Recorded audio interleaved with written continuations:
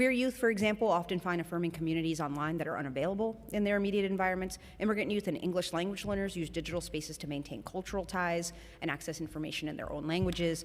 And across movements for racial justice, climate action, labor organizing, social media has been a powerful tool for civic engagement and collective action. So ultimately, this hearing is about clarity and responsibility, clarity about what the evidence tells us, and responsibility to act on it without minimizing harm or overstating certainty where the science is still emerging. Our young people are navigating a digital environment that is powerful, it's persuasive, and it's persistent. And they deserve policies that reflect that reality in full, its harms, its benefits, and the profound inequities in how those impacts are experienced. So I look forward to the testimony today, to working together to ensure that our response is grounded in public health, equity, and the lived experiences of the youth that we serve. So thank you, and I'll turn the mic back to Chair Stevens. Thank you, Chair Caban. I would like to also recognize Councilmember Hickerson, De La Rosa, Minority Leader Carr, and Ariella Onzun. I will turn it over to Chair Krishnan. Thank you so much, Chair Stevens. Good afternoon, everyone. I am Councilmember Shekhar Krishnan, Chair of the Committee on Oversight and Investigations. I want to thank Councilmember Althea Stevens, Chair of the Committee on Children and Youth, and Councilmember Tiffany Caban, Chair of the Committee on Mental Health and Substance Use, for co-chairing our first time co-chairing a hearing together and for their unwavering leadership on this issue. I'd also like to thank the representatives from the administration, members of the public, and my council colleagues who have joined us here today. We are here today to examine the effects of social media and screen time on our young people's mental health. Our current market is unchecked and unregulated, leaving social media companies able and eager to keep our youth on social media for longer periods of time by pushing content that forces their attention. Increasingly, that content is violent news, dangerous trends, and fueling feelings of isolation and anxiety with never-ending scrolling and read receipts.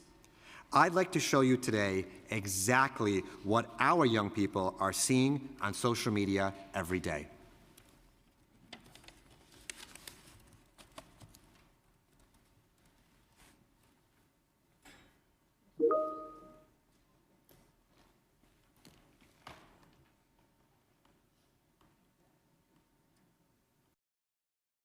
Drones. Congratulations, but you know they watch that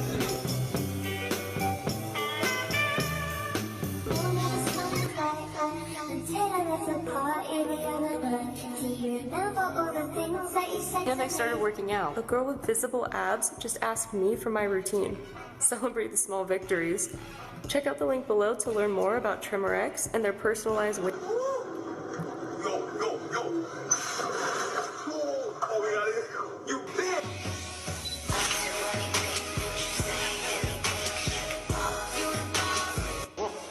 What we just saw is 100% caused by the greed of social media companies like Instagram, X, TikTok, and Snapchat. Our kids are being fed dangerous trends, encouraging them to choke themselves until they black out, criticize their friends and highlight their insecurities, and participate in games that manipulate them into self-harm and suicide. The endless scroll and need to go viral are feeding our children's insecurities, encouraging bullying, and telling them that in order to make friends, they need to risk their lives. The CEOs that had front row seats at Donald Trump's inauguration are given unchecked power to buy our children's attention spans, sell them dangerous trends from Subway serving to thigh gaps, and profit from an unchecked and unregulated market. Social psychologists like Jonathan Haidt have long sounded the alarm on the collapse of child and adolescent mental health across the globe as a result of the shift from play and independence to screens and social media. Today's hearing will examine how we are losing the power struggle at a critical moment in our digital era. The social media crisis we face is the crisis of this era, of this generation of youth. And today, we will learn, is New York City prepared to regulate these unchecked markets for our youth? How can we keep our children safe from harmful and aggressive algorithms? We must take back our power from these billion-dollar social media companies and protect our youth. The city now has taken a critical step by suing 4 companies, TikTok, Instagram, Facebook, and Snapchat. And the lawsuit alleges that the companies deliberately designed, marketed, and distributed their platforms to maximize engagement among children. They use algorithms to drive addiction endless scrolls, strategically timed notifications, snap streaks, and read notifications that are all exploit adolescent psychology.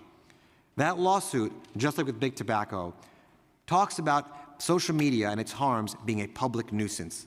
But we must do more. Governments around the world are taking action. In December, Australia instituted a social media ban for children under the age of 16. Last month, the Indonesian government announced that they are doing the same. Sweden is also pursuing similar regulations, telling the EU that we are losing an entire generation and we need to move forward fast. We must find a way to regulate these profit-driven billion-dollar social media companies. We need to protect young people from the harm of excessive screen time and social media use that they have far too easy access to, literally every single hour of the day. Before I conclude, I would like to thank the following council staff for their work on this hearing. From our Oversight and Investigations Committee staff, Nicole Kata, Erica Cohen, Alex Yablon, and Owen Katowski. And from my team, Chanel Martinez, Hunter de Vinagracia, and Victoria Opperman. And thank you to everyone across the three committees that is working hard to make this hearing run smoothly and to be a success.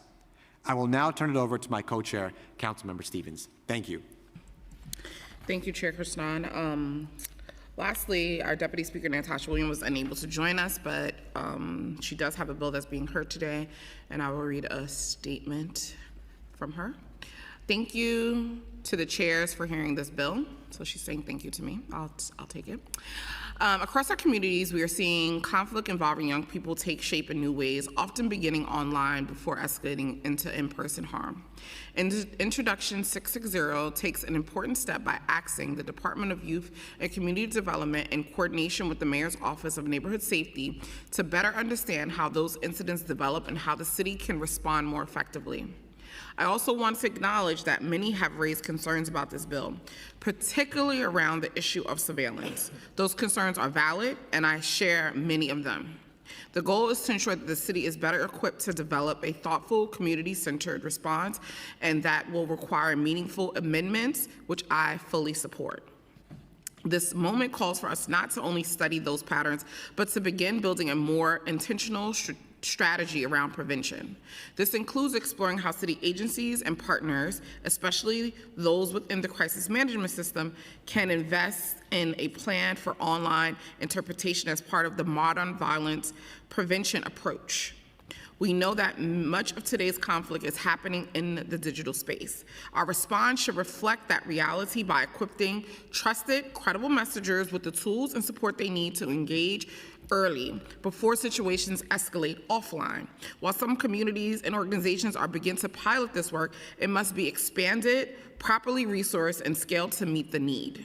This is about evolving our approach. It's about ensuring our systems are aligned with how young people are actually interacting today, and positioning the city to intervene sooner, more effectively, and greater and consistent. We owe it to our young people and their families to be proactive, informed, and forward-thinking in how we can prevent harm, not just responding to it. That is all. So with that, I turn it over to the committee staff to swear in the administration and for them to provide testimony. Thank you. Oh, we've also been joined by Councilmember Lee. Thank you, Chair. We will now hear testimony from the administration. Before we begin, I will administer the affirmation. Panelists, please raise your right hand.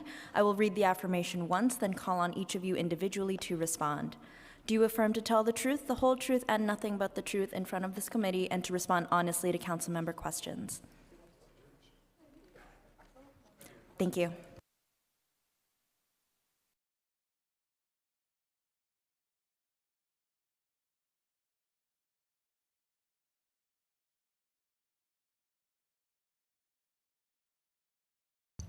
Oh, sorry. Good afternoon, Chair Stevens, Chair Kaban, and Chair Krishnan, and members of the committees. I am Dr. George Petit, Executive Deputy Commissioner and Director of Community Services for the Division of Mental Hygiene at the New York City Department of Health and Mental Hygiene. I am joined today by Marnie Davidoff, Assistant Commissioner for Children, Youth, Families, and Intellectual Developmental Disabilities, and colleagues from the Department of Youth and Community Development. Thank you for the opportunity to testify today. This is my second week on the job, having started at the Health Department just last week. I come to this hearing So I come to this hearing with more than 30 years of experience in public behavioral health as a community psychiatrist and a physician leader with deep personal connections to the communities we serve. I previously served at this very agency as Associate Commissioner for the Division of Mental Hygiene from 2004 to 2007, and I am honored to return in this new capacity under Commissioner Dr. Alistair Martin. I'm also a father. Watching my own sons navigate a world shaped by social media has given me a ground-level view of what our data reflects, that the pressures on young people face today are real, relentless, and deserve our full attention as public health leaders and as a city. Adolescence is a pivotal period for developing the social and emotional habits that shape mental health and well-being. When children and youth have good mental health, they are empowered to realize their abilities, having fulfilling relationships, learn and work productively, and engage with their communities. Before I speak to what we currently know about the relationship between social media and mental health, I will first describe the Health Department's work to promote and protect youth's mental health broadly. We strive for a city where all children, youth, families, and communities have equitable access to the conditions, opportunities, resources, and care they need for good mental health.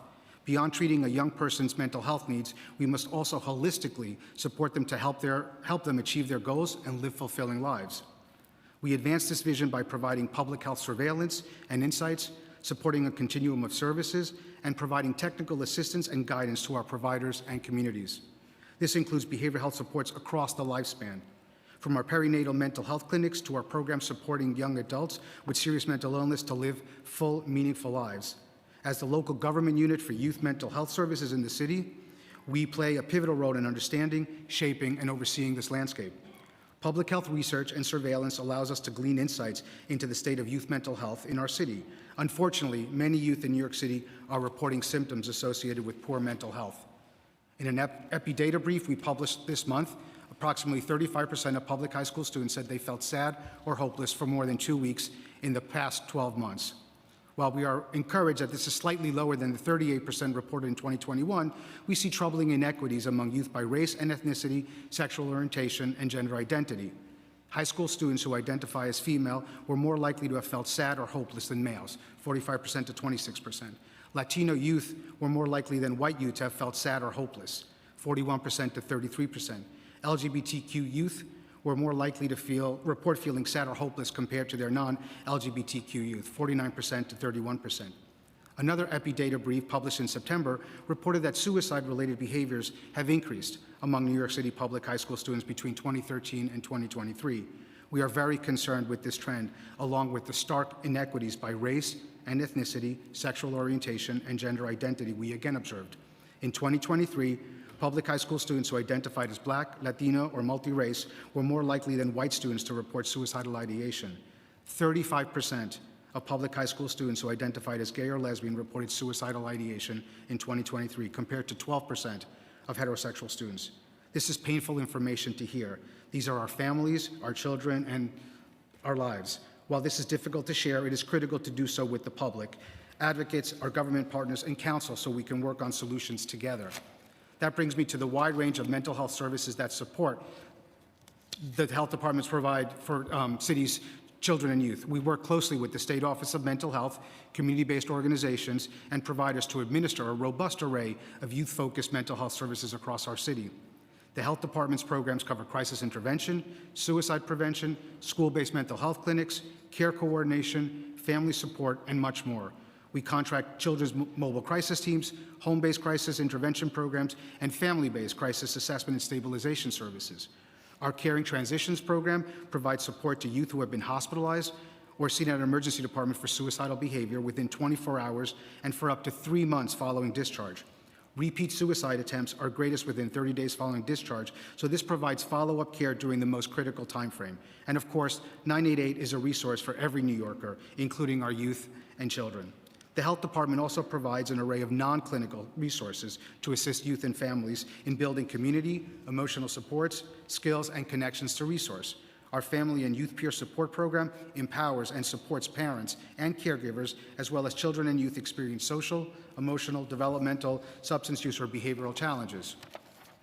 This network consists of partner organizations in each borough that provide an array of services such as emotional supports, assistance in navigating child-serving systems, information on mental health conditions and family rights, referrals to appropriate services and resources, skills development, and recreational activities. All services are free and available for direct access. We also have adolescent skill centers, which provide a range of strengths-based integrated services to address educational, vocational, and socio-emotional needs of youth with serious mental illness. Additionally, our technical assistance programs, such as Strong Families and Building Resilience in Youth, help community-based organizations build mental health awareness, counseling skills, and referral pathways. Paramount to the success of these programs is the ability to center youth voices. This marks the second year of our Youth Committee on Mental Health, where 23 young people between the ages of 15 and 24, representing all 5 boroughs, come together monthly to inform the programming, policies, and strategies of our youth mental health work. The subcommittees of this group include suicide prevention, crisis prevention and services for youth, and a social media's impact on mental health group. I'll now speak to what we currently know about the relationship between social media and youth mental health and the guidance we provide to help families and communities navigate it. Social media, as you have said, is increasingly shaping the lives of young people. There are some clear and observable ways in which the mental health of children and teenagers is impacted by social media. Some of these impacts show up in the data, while others show up in our everyday lives as parents, caregivers, and educators. It's important to recognize that social media may have some positive impacts, and we must ensure to preserve those effects. Among teens, 12% say social media has a positive impact on their mental health, and 4% said it had a negative impact on their mental health. The majority of teens, 58%, believe social media has both a positive and a negative impact on their mental health. At the same time, between 2013 and 2023, there was an increase from 27% to 35% of public high school students who reported feeling sad or hopeless. Teens who use social media several times a day or more than once an hour were significantly more likely to feel sad or hopeless compared with teens who did not use social media. In 2023, we released a special report on social media and youth mental health to publish the findings from a one-time deep dive we did into this topic. Following this analysis, we issued guidance for parents and caregivers and for leaders of youth-serving organizations to reduce the harm social media can pose on young people.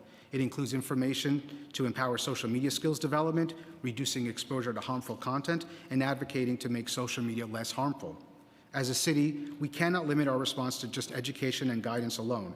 The Health Department has called on social media platforms to implement stronger default protections for minors, including limits on algorithmic amplification of harmful content, robust age-appropriate design standards, and meaningful transparency in how content is curated for young users. We have also urged our federal and state partners to advance legislative frameworks that hold platforms accountable and invest in the research infrastructure needed to understand and address the long-term mental health impacts of social media on our kids. We are pleased New York State took steps on the Safe for Kids Act, and we are also supportive of efforts at the federal level, including the Kids Online Safety Act, which aims to strengthen protections and accountability for minors online. With that, I'll turn to Introduction 451, which relates to reporting on the effects that social media has on youth mental health. The Health Department appreciates the Council's interest in this important topic affecting young people, not only in this city, but across the world. We think it is important to understand the effects of social media on youth, which we have begun doing through a biannual Youth Risk Behavior Survey. The YRBS provides us with the data we've used to inform our programming and creates a snapshot of the landscape around youth mental health more broadly. We would like to discuss this work with Council and how we can meet the goal of providing more information to the public that is actionable and rooted in behavioral health science. My colleagues from the Department of Youth and Community Development will speak to other pieces of legislation before the committee today. The Health Department is deeply committed to promoting youth mental health and assisting families in navigating these mental health challenges, including those associated with social media. I also want to thank our providers who carry out this important and challenging work every single day. Thank you for the opportunity to testify today, and I look forward to answering your questions. Thank you for that. At this time, we're going to pass it over to Chair Caban to start her line of questioning. Thank you, and thank you for being here. I'm going to question just for a little bit and pass it back, because I know we have colleagues here that have questions as well. I was going to first ask what the most common impacts of social media addiction on users' physical and mental health are, but you did a nice job, I think, articulating that in your testimony that you just gave. So I'll follow up by asking if in recent years, we know that there are these studies that have shown that youth screen time is nearing or surpassing an average of 8 hours a day. So can you speak to the larger mental health and physical health impacts that such prolonged use of devices and social networking apps can have? Yeah. Turn it over. You got the microphone?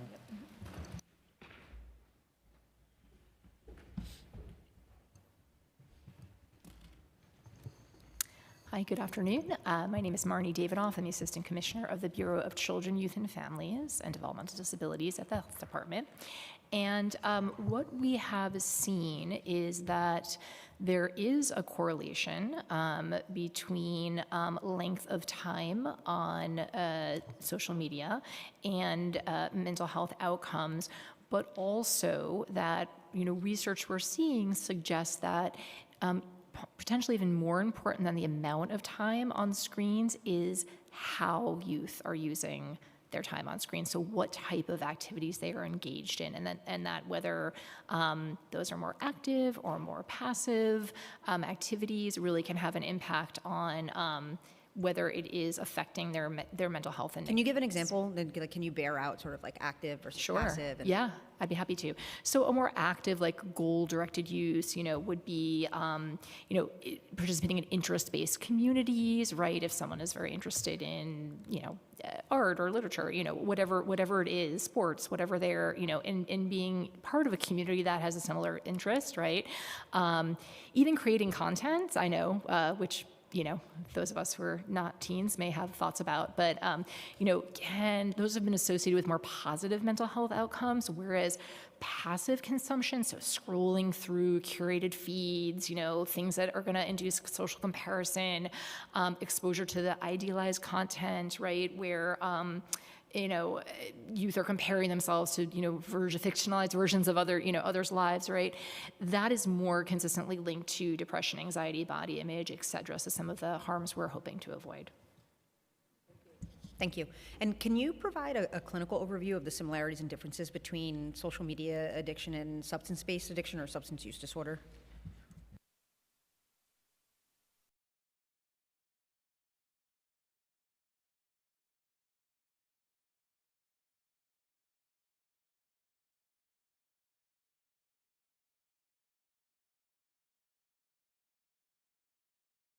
Sorry about that. I'll get the hang of it. There you go. All right. So again, really important to be able to differentiate this. And I think, as a clinician, a behavioral health leader, I approach it, the topic through a lens of public health and the systems of care. And we do know that, these digital platforms that are deeply embedded in the lives of our children and shape how they communicate, form identity, experience the world. We know that there are some benefits, but we also do know that there are a whole bunch of behavioral aspects to this that are on a spectrum. I think it's important to think about that, right? So this goes all the way from, spectrum that it's problem use all the way to the potential of really causing, significant harm to mental health, their relationships and responsibilities, such as school and academic performance. So similar to the problem use of substances or other behaviors that cause harm, there are a number of factors that influence the development of problematic social media use and compulsive engagement, such as social environmental factors like loneliness, or life stressors like engaging in behavior to cope with something else. And while there is training out there for clinicians to treat this issue, widespread screening, referral to care, and systemic expertise is not yet readily available across the board. And addressing any behavioral any problematic behavior, including social media use, that might be detrimental ones. Can I ask a quick question about that? Yeah. In terms of it being not widely systemically available, just to put a finer point on it, is the contention that the reality of the medical field at this moment is that maybe practitioners don't have as much experience or training in the area of the topic of social media consumption. Right. I don't necessarily think that the field is actually caught up with where we are, and I don't think that as a sector or as a sort of medical professional or professional set of disciplines have we been able to figure out where or how we're going to address this. Even from a perspective of diagnosis, there is no specific diagnosis that looks at problematic social media, even though there is talk about what that might look like down the road. So I think that that's a bit of an issue. But certainly, the American Academy of Pediatrics and others have recommended using the term problematic rather than addiction. I do think it's a little bit less stigmatizing, but it does describe sort of this, addictive-like behavior and functioning that might be impaired because of social media usage. And that could include everything from struggling to limit the use despite repeated attempts to try, or when media use displaces sleep or other health behaviors like exercise or eating, distracting from homework, or becoming excessive or compulsive. The departure from the teen's usual personality communication style, and as a parent of two young adults, I mean, they go through a phase where communication styles are really cramped by a whole bunch of issues, not necessarily just social media. So that surly, moody stuff happens no matter what. But showing less empathy, being socially withdrawn or not listening, which again I think is part and parcel of being an adolescent, experiencing irritability or distress when disconnected, and sort of the fatigue that might come along from sort of more problematic use. But again, I do want to sort of emphasize that there are some significant positive benefits to social media, and we can't lose sight of that. The majority of kids in New York City, 58%, said that social media did have a both positive and a negative impact, but we do know that the top responses when asked about how social media makes them feel, it makes them feel connected to their friends, it makes them, gives them a place where they can show their creativity, and it gives them a place for community, and we have to think about that in the context of really disconnected, disadvantaged, marginalized populations that otherwise wouldn't necessarily be able to come together, and 52% find more accepted and supported, so it's important to really keep that in mind. I have another clarifying question for you, because not a health expert, but when you talk about the use of the term problematic, from a clinical standpoint, and again, I'm coming at this from being a little bit more fluent or familiar with the substance use part of this space, is that a term of art that is different than chaotic, right? Like we often talk about substance use disorder, chaotic substance use. Like, are there different definitions to that? Are they interchangeable? Like, what's? I think what we're seeing in the literature is more of a tendency to talk about this as problematic behavior versus using the term addiction, even though, again, there is some convergence around some of the symptoms profiles that might exist between the two. But again, to conflate one with the other doesn't necessarily make as much sense in the context of this particular issue related to social media. Okay, thank you. I'm going to move on to sleep health. The CDC has found a majority of adolescents aren't getting the recommended 8 to 10 hours of sleep per night, and with heavy social media use identified as a key contributing factor. What data does the administration currently collect on sleep health among New York City youth, if any? So I'll turn it over to the Assistant Commissioner in a second, but again, I super important. The reality is, if you've got teenage kids, they rarely sleep. And I agree that, there may be an impact of social media, but there is a science to this, and we'll talk about that in a second, but I kind of caveat that. Yeah, I adolescence. I hear you, and at the same time, just using like a personal reality or anecdote is I know that sometimes I'm losing an hour or two a night because I got myself caught in a doom scroll. And it is, as an adult who understands, still have trouble logging the off, So yes, and. Yes. Okay, go ahead. Yes, there's a lot of yes ands in the world of social media and screen time, absolutely. So I'm happy to talk about what we collect and what we know so far. So the Youth Risk Behavior Survey, we refer to it as YRBS, so forgive me if I slip into acronyms. It's a CDC survey which is conducted on a biennial basis, so every 2 years, in New York City public high schools and middle schools. And our most recent survey does include questions on how much sleep youth are getting per night on average, and also where they sleep. And it defines sufficient sleep as 8 or more hours on an average school night. That's sort of their threshold. So we are going to continue to collect data on sleep through the YRBS, and also the survey also collects information on social media use. We last issued we call these epi-data briefs in 2018 that looked at the sleep adequacy of New York City children and adolescents. And what it found was that excessive screen time was correlated with inadequate sleep for children, but actually not for adolescents. We also have results. Could you talk a little bit about why that is? You know what? I think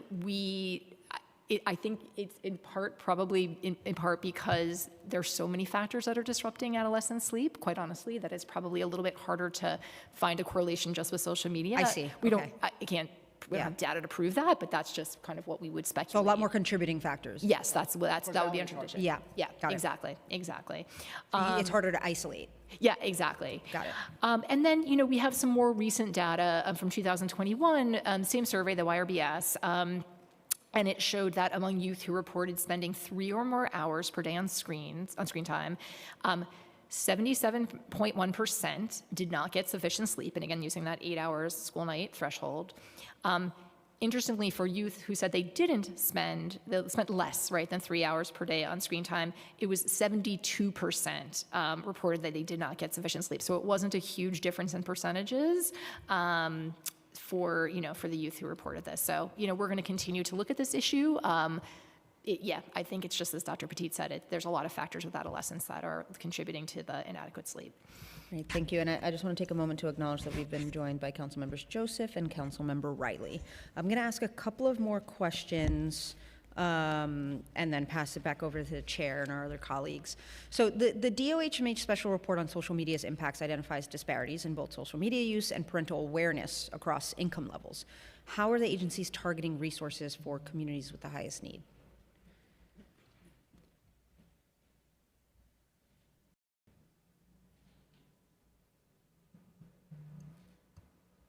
Right, so I think that this has been part of our overall strategy, recognizing the critical importance that that education plays, quite honestly, for both the youth themselves and for parents and caregivers and other caring adults in youth's lives. So we have issued 2 guidance documents. One is aimed at parents and caregivers, and the other is aimed at youth serving community-based organizations to sort of help them help young people really navigate the world of social media in ways that are more health promoting rather than health harming. In addition to that, we have those are the actual resources. Yes. What I first want to know about how you're targeting who gets the resources. Yeah, so they are publicly available. We've been putting them out through social media. We've also been actually recently in collaboration with our partners at DYCD to both present our findings, right, our data, to make sure that their staff and their contracted providers, so the community-based organizations that are serving youth, right, are aware of our findings, to understand what resources they're using and what resources they're needing from us so that we can, and we're working on this now, develop guidance docs or resources for them to reach the youth, right, who we want to be reaching. And so that's one critical way we're going to be using to ensure that we are, reaching communities we need to reach. And I'm sure Chair Stevens will have more questions related to that. Mm-hmm. So you identify, you get some resources out there. How are the resources evaluated for effectiveness? Like what does the feedback loop look like? Yeah. So I think that it is challenging with public health educative materials, right, to evaluate the impact, right? I do think that so I have a few thoughts on that. I think, are you doing survey? I mean, are you asking participants or organizations Yes. that you can research to like do surveys or give, right, well, yeah. Right, so I think that the YRBS that I was talking about before, does have questions on social media and social media use and its impact on young people, and that's one way that we can track over time what those trends are looking like. And again, will we be able to attribute it exactly to our resource guidance? No, but I think there's a variety of things we're doing, right, to try to influence behaviors.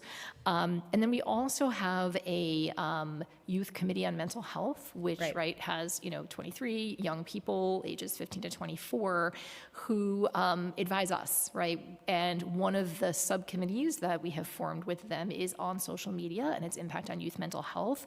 So they come from across the boroughs. It's a really amazing group of young people, and they keep us honest, right? They're telling us what youth are experiencing, what they're seeing, and what they think we should be paying attention to. So that's another really important feedback loop that we have. Okay, and then my last question for now is just what's being done to scale the strategies across schools and community-based organizations?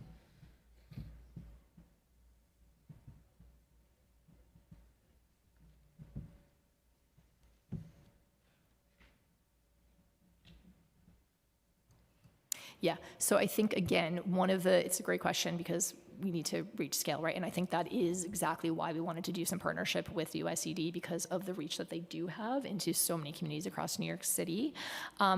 We are also looking to see how so one of the things the committee is advising us on is how we can use our own social media accounts at the health department to reach New York City youth with this messaging. Say, how many kids are on your followers Right, list? I hear you, but that's why we need them, right? That's why we need their advisement. You need to employ some Yeah. influencer. Like, Yeah. can the government partner with influencers Yeah. to get some of this information out? You know, like there's just some things to Yeah. We definitely appreciate your thoughts on it, because I think we need an all hands on deck effort No on offense, this. they ain't following y'all. No, we know, and that's why we're saying to young people, how can we be more relevant, right? For sure. We get it, we know it, and appreciate that. Yeah. Yeah.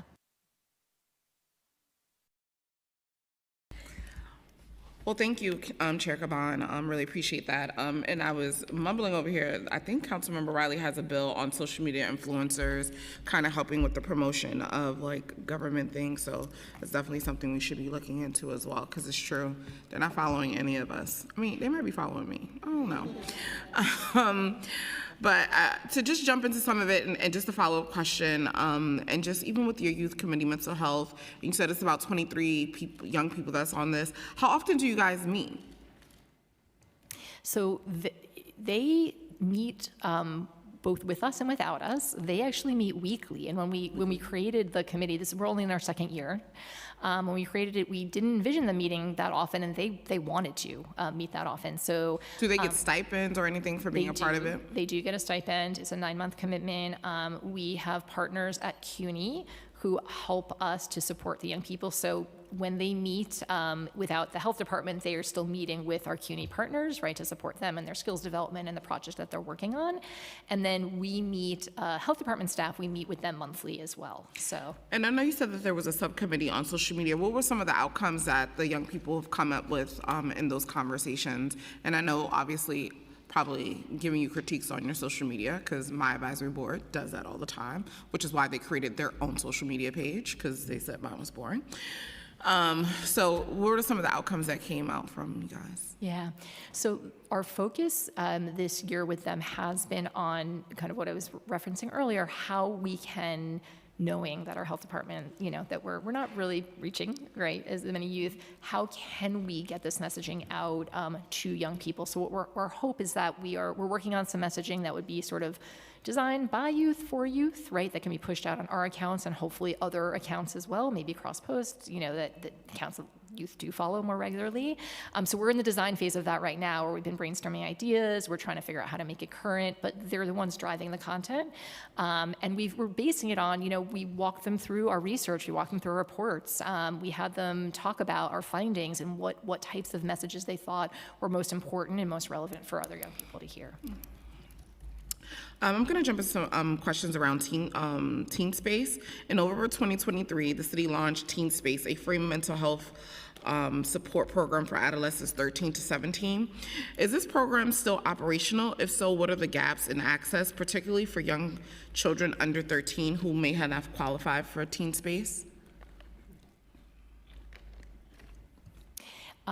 Thank you for the question. Teen Space is a demonstration project. It's a 3-year demonstration project, and it is still operational.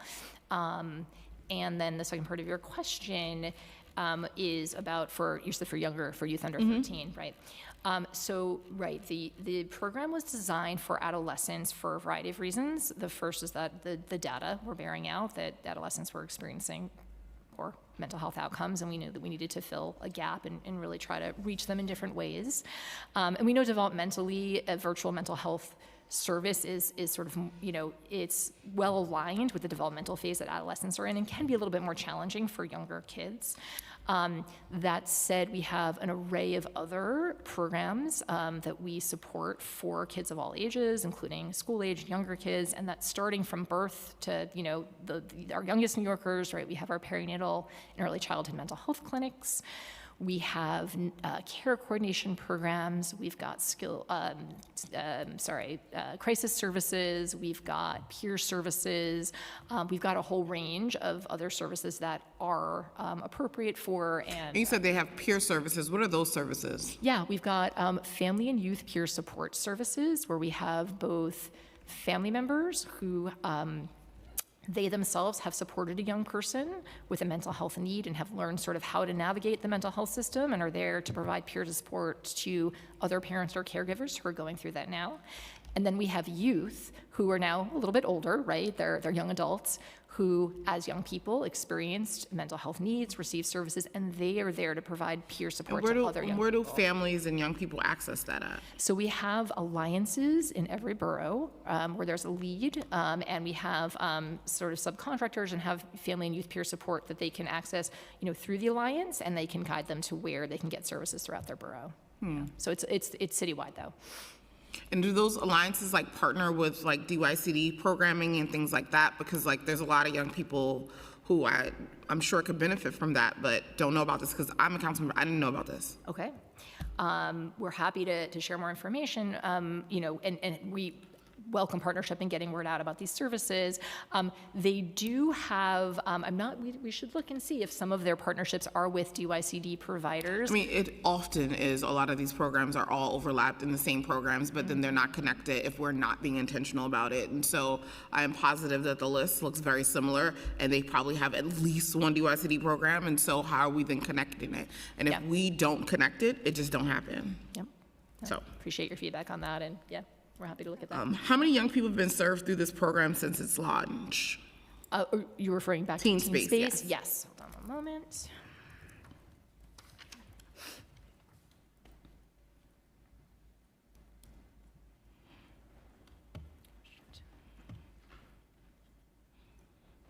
Oops. There we go. Sorry.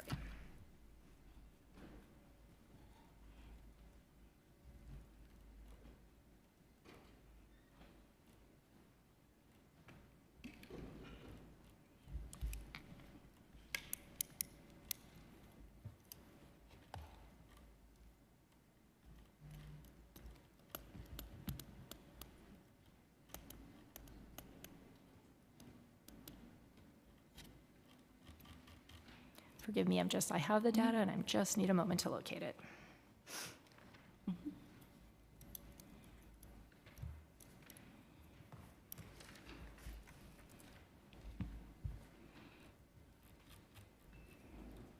So while you're looking for it, I'm going to jump to DYCD to give you a couple of minutes to get it together because I have a couple questions for them. How does DYCD currently guide or regulate social media use within its contracted program? Specifically, are there standardized policies, requirements, including a provider's contract of work scope to social media uses, digital literacy, and youth online safety? Good afternoon, Chair Stevens. I do want to start by saying that we thank the council for your efforts on this. I think we agree that the need to understand the true impact of social media on our young adults is one of the most important things that we can do right now. And I can't even imagine what's happening during a time of adolescence brain development, impulse control, and what something like doom scrolling does to that. Like I think that longer term impacts that we'll find out, but we know sleep deprivation. Yeah, again, thank you. What I can get back to you on widespread what we've done. We do know that after the September school ban of social media and cell phones in schools, that we heard from providers that there was a positive impact. Some of those providers actually continued that practice into after-school hours. We haven't did a blanket across-the-board policy yet. We are speaking with providers. We are speaking internally. We want to ensure that we safeguard the trust of providers and the work that they're doing. So we are having discussions around what a potential policy may look like. Okay. Cell phone ban, and you just mentioned it, has take place in schools. Since the cell phone ban has been implemented in schools, have providers reported any shifts? And I think you already talked about it. And has there been an increase in usage during program hours or impact on youth engagement? How has the DYCD responded to these changes? Again, we haven't seen any negative impacts from the ban. Again, providers are indicating that it's been positive at their program sites, young people being engaged. That's not a systematic viewpoint of it. That's some of the providers, the cohort that we've spoken to.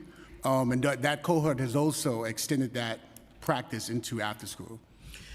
Well, how are they extending it? Because like in the schools, the schools are providing pouches and, securing the phones. Is that something that providers are also doing? I would love, and I mean, if you guys haven't done this, I would love to start thinking about what does it look like in programs, right? Because I think it is important for us to not have blanket stuff, but I think thinking how do we give providers guidance and support if needed. Indeed, indeed.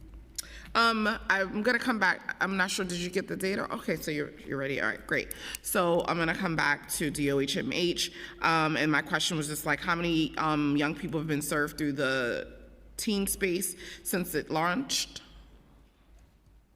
So in the first 2 years of the program, we registered approximately 36,000 youth, and approximately 80% of registrants identified as BIPOC, which is something we're excited to see because one of our goals was ensuring that there was access to mental health care for BIPOC youth. Okay. What trends or patterns have been identified among participants, including specific concerns or needs related to social media?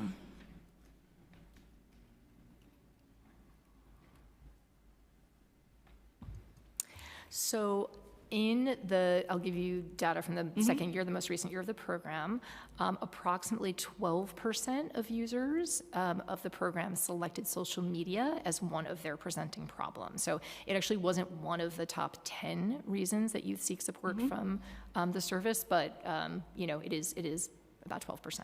What are the top 5, if you don't mind? The top 5, let me just get that for you. It varies depending on, year to year, but typically it has been, it's typically been somewhere around, usually depression, anxiety. Let's see, okay, for top year 2, anxiety was the top presenting problem. Youth can also select more than one. So when I say top, this is the most frequently selected. Okay, so anxiety, 1. Second was feeling down or depressed. Third was becoming my best self. Fourth was improving my relationships. And 5th was family conflict. Thank you. What neighborhoods or council districts have seen the highest use of teen space? So my data for today are really on what we refer to as the tree neighborhoods. So these are right. So the top neighborhoods among the tree neighborhoods that were receiving services in the second year of the program were Concourse or in Melrose in the Bronx. The second was Cypress Hills, East New York. The third was Ocean Hill, Brownsville. And then the fourth was Cypress Hills, a different zip code in Cypress Hills, East New York. Yeah. Thank you. To what extent are program providers, including therapists, incorporated DOHMH developed guidance or research on social media use in these services? And we're talking about teen space. So basically we're asking like, what supports are you giving the providers around like supporting, I guess, this 12% who are identifying some things around social media issues? Yeah, so the therapists are all licensed licensed in New York State, mental health professionals, and they are capable of treating a broad array of mental health concerns around youth. So this includes any, anxiety, depression, identity challenges, or other challenges that, whether they're associated with social media or whether they're, due to other causes.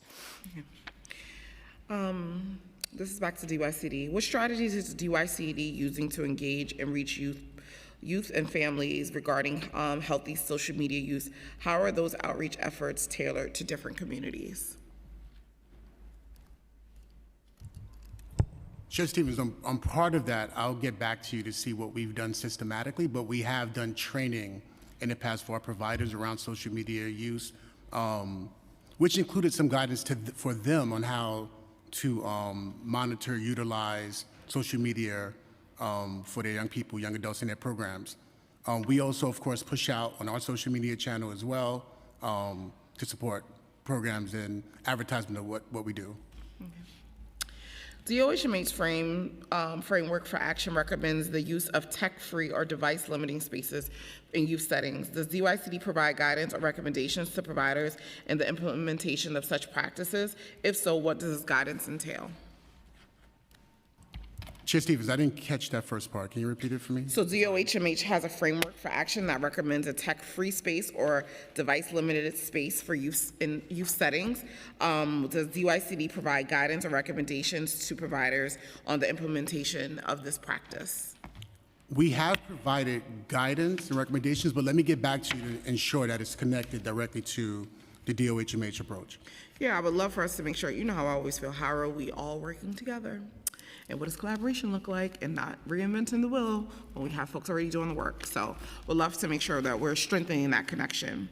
In 2025, the Mayor's Office of Community Mental Health, in partnership with the community-based organizations and DYCD, co-developed an early adolescent skills for emotion, ERACE, a curriculum equipped non-clinical staff and youth caregivers with tools to support youth experiencing stress, anxiety, and depression. How does DYCD integrate the EASE program curriculum into programming, and which programs or sites are currently implementing it? Thank you, Chair Stevens. So DYCD was pleased to partner with the Mayor's Office of Community Mental Health and the new school to pilot the Early Adolescent Skills for Emotions, EASE model. We did it at 15 community centers across the city. Through the effort, approximately 40 staff were trained to deliver culturally responsive, non-clinical mental health skill building, and we reached roughly 200 participants and their family members. The focus was on equipping staff and caregivers with practical tools to support youth experiencing stress, anxiety, and depression. The programs that participated have continued to embed ease into their day-to-day practice. Staff are incorporating core concepts such as understanding big feelings, interrupting negative thought patterns like toxic shame spirals, supporting healthy self-expression, and using de-escalation techniques. These approaches are reinforced through small group sessions, one-on-one support, and social-emotional learning activities during after-school programming. This model has strengthened the capacity of frontline staff to respond to youth in real time, while maintaining a prevention-focused, relationship-based approach. Are those plans to expand EASE across additional DYCD programs or providers, and what resources would be required to do so? So funding for EASE actually concluded in 2025. DYCD doesn't currently have dedicated resources to support continuation or expansion of the model at scale. That said, again, the pilot demonstrated the value of equipping non-clinical staff with practical, culturally responsive tools to support youth and families. DYCD continues to explore opportunities to build on this approach through training and technical assistance that strengthen social, emotional, and mental health supports across programs. Expansion of EASE or any other similar model will require dedicated funding for staff training, ongoing coaching and technical assistance, as well as coordination to ensure quality implementation across sites. DYCD remains open to working with partners to identify resources like DOHMH that will allow for thoughtful expansion in the future. Yeah, I mean, I know we have a tight budget, but I'm all an investment, and I say this all the time, investment in young people actually saves us money, so we should be looking at this as a savings. And the point of pilot programs is to see how it works before we roll it out at a bigger number. And so if we've seen that it had positive effects, I'm disappointed that money wasn't already designated to have an expansion, because that's the point of pilots. But at this time, I will pass it over to Chair Krishnan for his line of questioning. Thank you so much, Chair Stevens, and thank you to DOHMH and DYCD for your testimony today. In February 2024, New York City filed a complaint against a lawsuit against major social media platforms, including TikTok, Instagram, Snapchat, and YouTube. And the lawsuit alleges their role in contributing to youth mental health harms. It was based on a theory of it being a public nuisance, among other things. You all are aware of that litigation, right? Public reporting and the city's complaint describe digital environments with continuously refreshing content feeds and extended scrolling experiences. From a public health standpoint, what are youth reporting about time spent and the difficulty disengaging from these types of environments? We've talked about engaging on social media platforms, but what have youth, to your knowledge, how are youth finding it difficult to disengage from these platforms?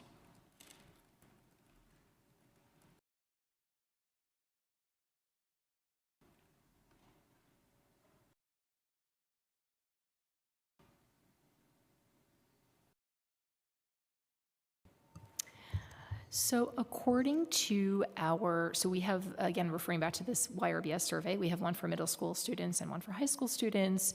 According to the middle school YRBS data from 2022, just laying the context out here, 73% of New York City public middle school students use social media several times a day. And for the YRBS in 2023, similar percentage for public high school students, 76% of New York City public high school students use social media several times a day or more. Now, in June of 2023, the health department convened more than 150 participants, and this included government officials, CBOs, advocates, academics, families, and youth, for a forum on New York City's role in the national crisis of social media and youth mental health. And we, again, wanted to hear directly from young people, and at that forum, participants described the difficulties that they were having moderating their own use, and talked about some of the strategies they were using to try to do so. So sometimes it was including, deleting their apps, taking deliberate breaks, other ways that they were using to manage re-engagement. So we know that this is a challenge. And we also know that there's national data on this as well. So the Surgeon General in 2023 issued an advisory, and in that advisory, it was reported that a third or more of girls aged 11 to 15 found their own social media use problematic, and about half of teenagers report that it would be really hard to give up social media. So we know that the disengagement is a real challenge, and this is consistent with neurological research about how these platforms are designed around the infinite scroll and variable reward delivery, which makes disengagement cognitively and emotionally difficult, particularly for adolescents. And that's a staggering number of students using social media every day, 70+% in middle school. And then, something around there, maybe 76% for high school, which just goes to show, I think, just the scale of the crisis we're facing and why we need to have, as a city, also a far different approach to how we're addressing it. Now, the lawsuit and related reporting also reference patterns where users repeatedly check for new content or interactions. Without addressing any specific platform, what does DOHMH observe regarding repetitive checking behaviors or difficulty resisting re-engagement? Once you've disconnected, difficulty with resisting re-engagement. Yeah. So, right, the behaviors you're describing are a sign of problematic social media use, and our survey data, the survey that we conducted as the health department, found that parents of a substantial number of children, so about 45%, say that their child used social media too much. And among teens, we're seeing a similar pattern with about 46% of parents of teens reporting the same, that their teens use social media too much. And I know that neither of these constitutes an outright majority, but they show that parents have substantial concerns about children's and teens' social media use. Again, looking at some of the national research on this, the U.S. Surgeon General's advisory also describes how researchers believe that social media exposure can overstimulate the brain's reward center, triggering these pathways that feel I know we are not using the term addiction, but feel similar to those pathways, right, that are leading to this problematic use. And this is something that the health department views this pattern as a public health concern that calls for sort of upstream, intervention. And yes, there's individual behavior change that's needed, but also upstream intervention to help individuals to make those shifts. And do clinicians report patterns consistent with anticipation or reward seeking? You're already testifying to that a bit, but how is that documented in public health context? As I understand it, it's true, those dopamine spikes too are true for adults, for youth, but it seems like there's a real public health issue there of this sort of, reward seeking or anticipation impact that social media has. Yeah, it's a great question. So the social media platforms are explicitly designed, around this variable reward schedule. It's the same mechanisms that drive slot machine use, where unpredictable positive feedback, a surge of likes, viral posts, is more reinforcing than consistent rewards. For adolescents whose reward system are more sensitive and whose inhibitory control systems are still maturing, this design dynamic is particularly powerful. So yes, there is growing clinical and public health recognition that youth social media use often reflects anticipatory and reward-seeking behavioral patterns that are analogous, though not identical, to those seen in substance-related and behavioral addictions.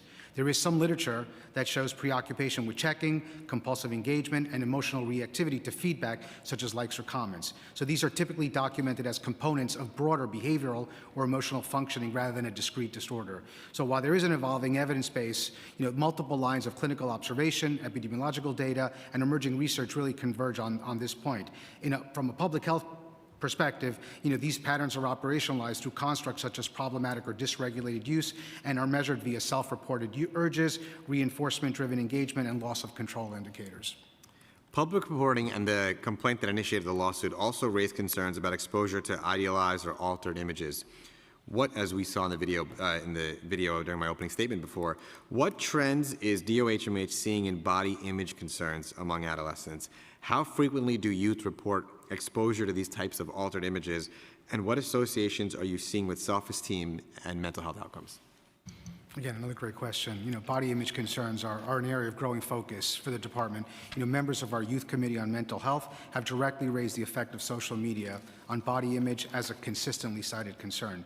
The U.S. Surgeon General's 2023 advisory concluded that social media may perpetuate body dissatisfaction, disordered eating behaviors, social comparisons, and low self-esteem, especially among adolescent girls. A synthesis of 20 studies found a significant relationship between social media use and body image concerns and eating disorders, with social comparison as a key contributing factor. A 2024 to 2025 scoping review of the literature identified body dysmorphia and disordered eating as among the most documented mental health outcomes associated with social media, alongside depression and anxiety. The effect is amplified by algorithmically curated feeds that disproportionately surface idealized or altered images. So the Department does not currently have New York-specific prevalence data on body image disorders disaggregated by social media use, but this is an area we are actively considering for future data collection. The complaint also references adolescent development factors, including impulse control and reward sensitivity. I think you testified this a bit before too, but what does the research say about how adolescent brain development interacts with high-frequency digital engagement? So this is, again, another one really important scientific questions underlying the entire hearing, and the emerging evidence is pretty sobering, right? Adolescence is a critical period of brain development. We've got the prefrontal cortex, which is responsible for impulse control, long-term planning, and decision-making, that does not fully mature until the mid-20s. At the same time, the brain's reward and emotion centers are at peak sensitivity, creating a developmental window of heightened reward-seeking and vulnerability to behavioral reinforcement. Social media platforms are designed to exploit precisely this profile. They deliver variable rewards, likes, comments, notifications, that activate dopamine pathways, create anticipatory loops that are hard to interrupt, and use algorithmic feeds that keep users engaged longer than they intend. There was a landmark 3-year longitudinal study by Massa and colleagues in 2023 that followed 178 6th and 7th graders and found that habitual social media checking led to measurably different brain development. Those who checked most frequently showed increased amygdala reactivity and decreased capacity for self-regulation over time compared to non-habitual use. So the implications are significant. For youth who develop habitual social media use during early adolescence, the neurological effects may compound over time, increasing susceptibility to anxiety, depression, and impulsive behavior. This underscores the public health urgency of early intervention and platform-level design accountability. And is that the gain that social media companies get from getting kids hooked to the platform, right? Because unlike adults, kids, they don't have bank accounts, they're not consumers, they're not buying products on social media. But, well, consumers in the sense of to some degree they spend their money, but some also our money, that's right, our money. But some also don't have that, but they're also getting hooked on social media too. So what is the benefit that social media companies see besides having kids spend our money? But also, if they can't, they're getting hooked on at an early age. And I wonder why do you think social media companies capitalize on that, or why do they want that to happen? So again, a great question. I don't know, so I can necessarily speak to why social media companies do what they do. What I can say is, our responsibility here at the department is to really think about what are the interventions that we can put in place to be able to mitigate some of those harms, what we can do to study the impact of some of those harms over time, and really be able to provide evidence-based, scientifically rigorous data to support where providers, family members, caregivers can make decisions around, how their kids should or should not be using social media. I don't know, Marty, if you want to add anything more to that. And my final couple questions. So the American Academy of Pediatrics has been a part of coining the term digital stress resulting from the frequent use of technology and the constant access to a wide array of social content, including exposure to violence. How can holding companies accountable create a protective environment for our youth from this type of digital stress? So again, I'm going to just be able to answer this from the perspective of our role in the public, as a public health department, is to really think about how do we identify what some of those issues and challenges are, how do we create the evidence base to be able to support some of the necessary interventions necessary to be able to, address those and be able to provide as much, again, scientifically rigorous evidence-based information out there for families and providers to do right by kids around these issues. Thank you. Thank you, Chair. Thank you. At this time, I'll pass it to Councilmember Joseph, who has a few questions.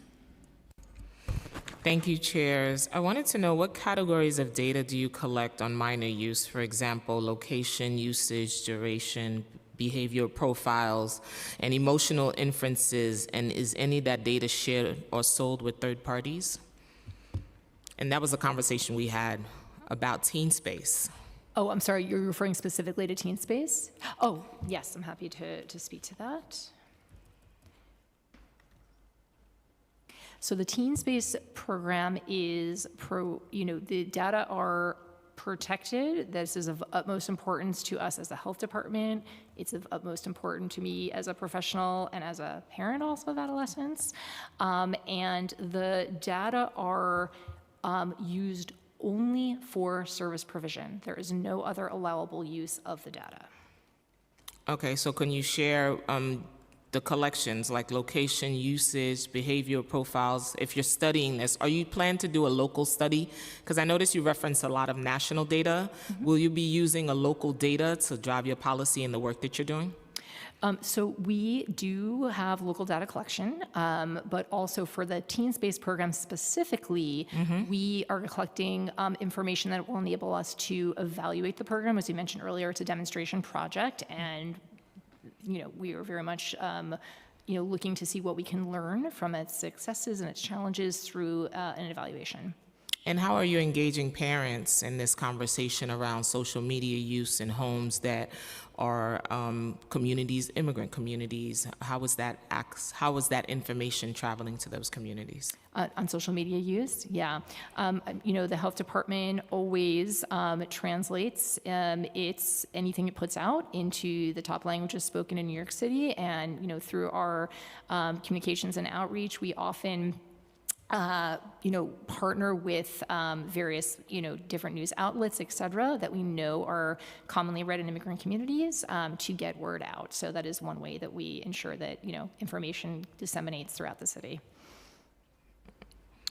Hold on. And are you also working with school counselors, social workers in schools to know what to look for students who are going through those mental health challenges by the usage? Because we also have some students scroll, some students are also consumers of this social media.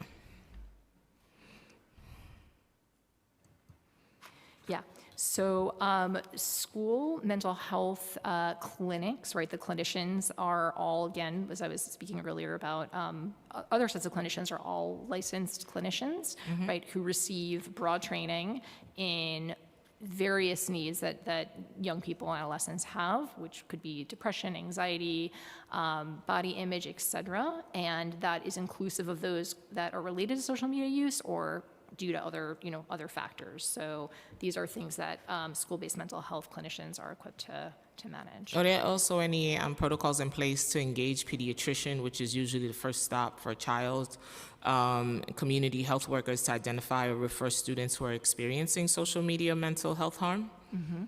I think that is a really good opportunity for us to look at to see how we can do more to engage pediatricians on this issue. Yeah. Thank you, Chair. Thank you. I will pass it back to Councilmember Caban for a second round of questions. Thank you. I want to focus a bit on just the disparities that were talked about in your testimony, that we talked about in our openings. Research shows that queer youth, Black and Latino youth, and youth with disabilities experience higher rates of cyberbullying and online harassment. What is the administration doing to address those harms?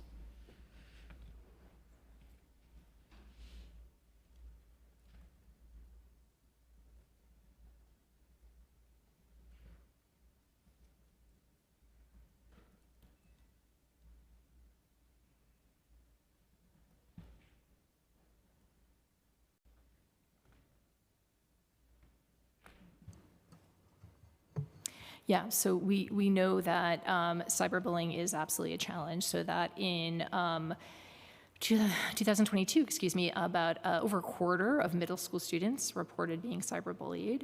And the middle school students who use social media more than once an hour were more likely to report being cyberbullied. And, it was 37% of those who use social media more than once an hour said that they'd experienced this, versus 19%. I'm sorry, I just want to interject for a second. Yes.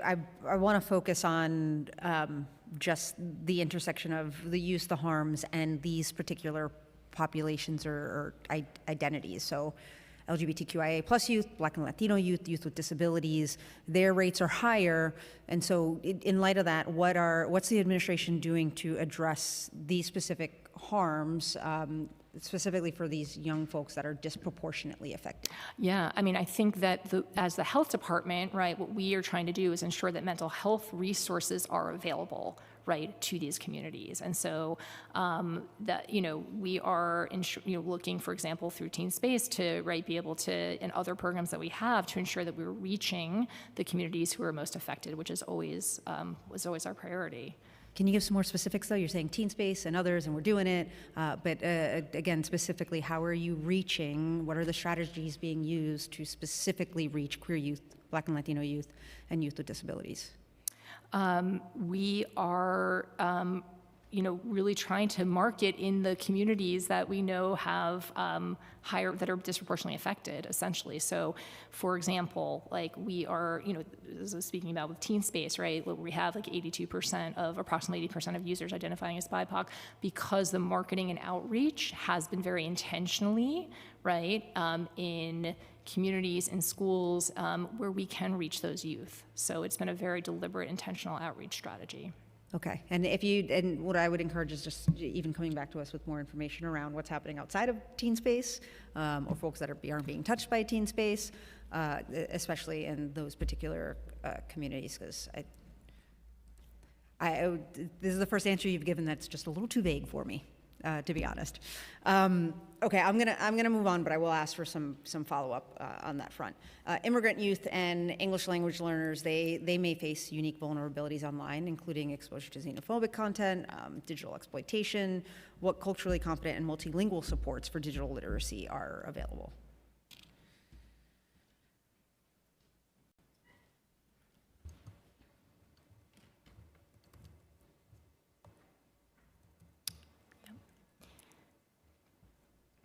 Sorry, excuse me one moment. So I know that the New York City Public Schools in particular has been a vehicle for reaching youth, and that they've been doing quite a bit in this area. One moment.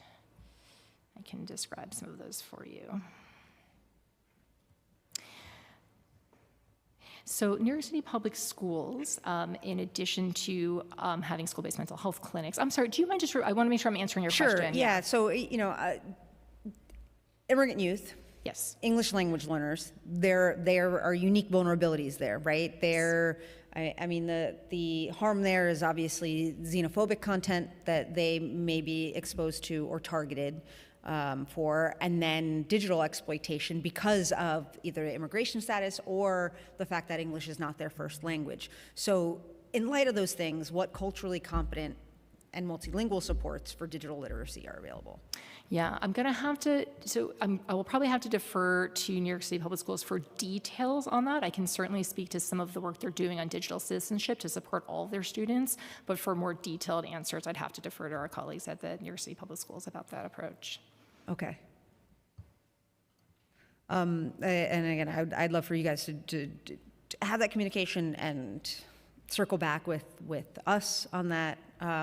You know, we did give these questions beforehand, so I would hope for a little bit more information here. Black, Latino, queer youth, other groups often face a documented phenomenon called identity-based stress online, which is repeated exposure to gender-based and racial violence, discrimination, and community trauma through social media feeds. Has DOHMH developed clinical guidance or messaging to address this? We have not.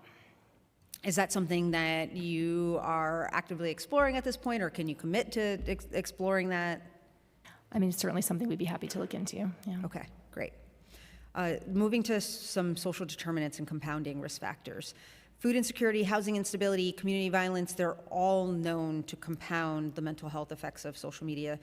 Does the admin take an integrated approach to address social media harms in the context of these social determinants? And I think the chair has done a good job of like articulating a really particular example of this, of like youth that are in foster care, for example, or runaway or homeless youth.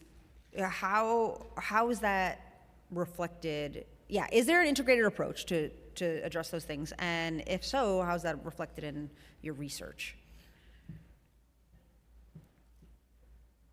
So just, I think in general, what I would say is that we are incredibly focused on not just the specifics of mental health and substance use disorders, but all of the social drivers or health-related social needs that impact, you know, not only the emergence of these conditions, but certainly the exacerbation of them. So, you know, core to what we do is really taking into account all of these different factors and aligning them around what or how we're going to be able to develop and deliver the right array of supports and services for individuals, taking into account a very holistic and comprehensive approach to the needs. We know that someone who might be, you know, couch surfing or food insecure is going to have a harder time being able to access services. So a lot of our programs across the department are really aimed at being able to take those things into account, everything from care coordination and appropriate engagement and referral into appropriate services or entitlements or whatever may be needed, to the actual delivery of services and treatments. So it's an integral part of what we do. Yeah. Specifically around social media, I don't know how I would disaggregate that, because our focus is always about looking at the individual and their needs holistically. So let's go deeper on that then. You specifically talked about the couch surfing example. If a youth is experiencing homelessness, it is true, right? They often rely on smartphones and social media as their primary source of social connection. So how do you balance the harm reduction approaches to social media with the reality that the digital connectivity is essential for these youths? Like, what's the approach there? And this has been talked about a lot, right? Like, there are positives, and then we're balancing out the realities of these negatives. Can you give some more particularized testimony on that? I would have to say that I do think that there is the reality of the importance of, you know, actual cell phone usage, and obviously social media being part of that as a lifeline for many of the folks that are connected, right, to the digital world. It's hard for us to be able to influence that, as well as knowing fully well that many folks rely on their telephones to be able to connect to a whole bunch of things. So I don't know that we're necessarily in a position to do anything about the utilization of, let's say, smartphones. Well, I guess I'm saying, like, does the admin have a strategy where, like, they're specifically saying, well, kids that are in the shelter system or something like that are more vulnerable to this thing, so we are doing outreach in our shelters, or we're doing outreach in this because we know that's how we can find and access these kids? Well, that's a good question that's a good question for DOI City. They run the youth shelters. Those are the ones who do it. And so thinking about what does the guidance looks around in those spaces and how are we getting that information out? And also just thinking about the collaboration, because I think for me, and this is something we could also ask ACS, is like, what does it look like for this vulnerable population? And one of the questions that keeps coming up is then how do we regulate this for those kids? But my question is like, so then only a certain set of kids get supports and get what they need, and that doesn't sit well with me. And so I think this is one of those places where I would love for us to all be thinking about how do we ensure that we're protecting all these young people. And so you guys are managing the shelters with homeless runaway youth, and so we'll love to think about like, how are you guys thinking about this and how do we move forward in these conversations to think about how do we, like, because that is a hard thing, right? We have young people who drop in the drop-in center and who are in some of these other spaces, but how do we support them in these moments, especially when it is sometimes the only place they have connection? And Chair Stevens, and you know this, and Chair Caban, so one, we create safe spaces across all of our entire system. So both RHY, whether it's workforce programs, our community development programs, youth services, we train staff to create safe spaces, which includes hiring from the community, ensuring that there's a diverse workforce, supporting our young people, and then most importantly, ensuring that the resources that our young people who are the most vulnerable are going to need are out there and available to them. So whether that's a place to go because it's a 24-hour drop-in center, or unfortunately, they need a youth shelter bed, that they are connected to those programs, we're getting the word out, they're receiving those resources, and they're planning for their future.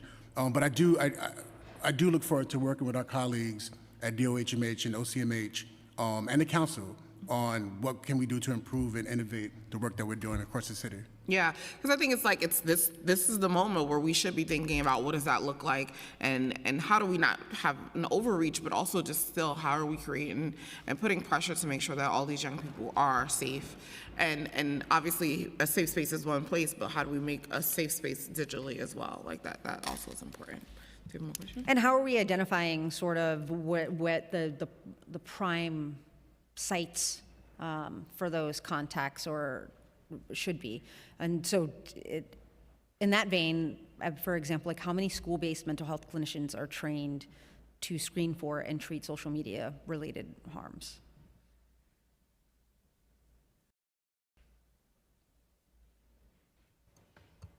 Yeah, I'm not sure that there's specific training on screening for social media based harms for school-based mental health clinicians.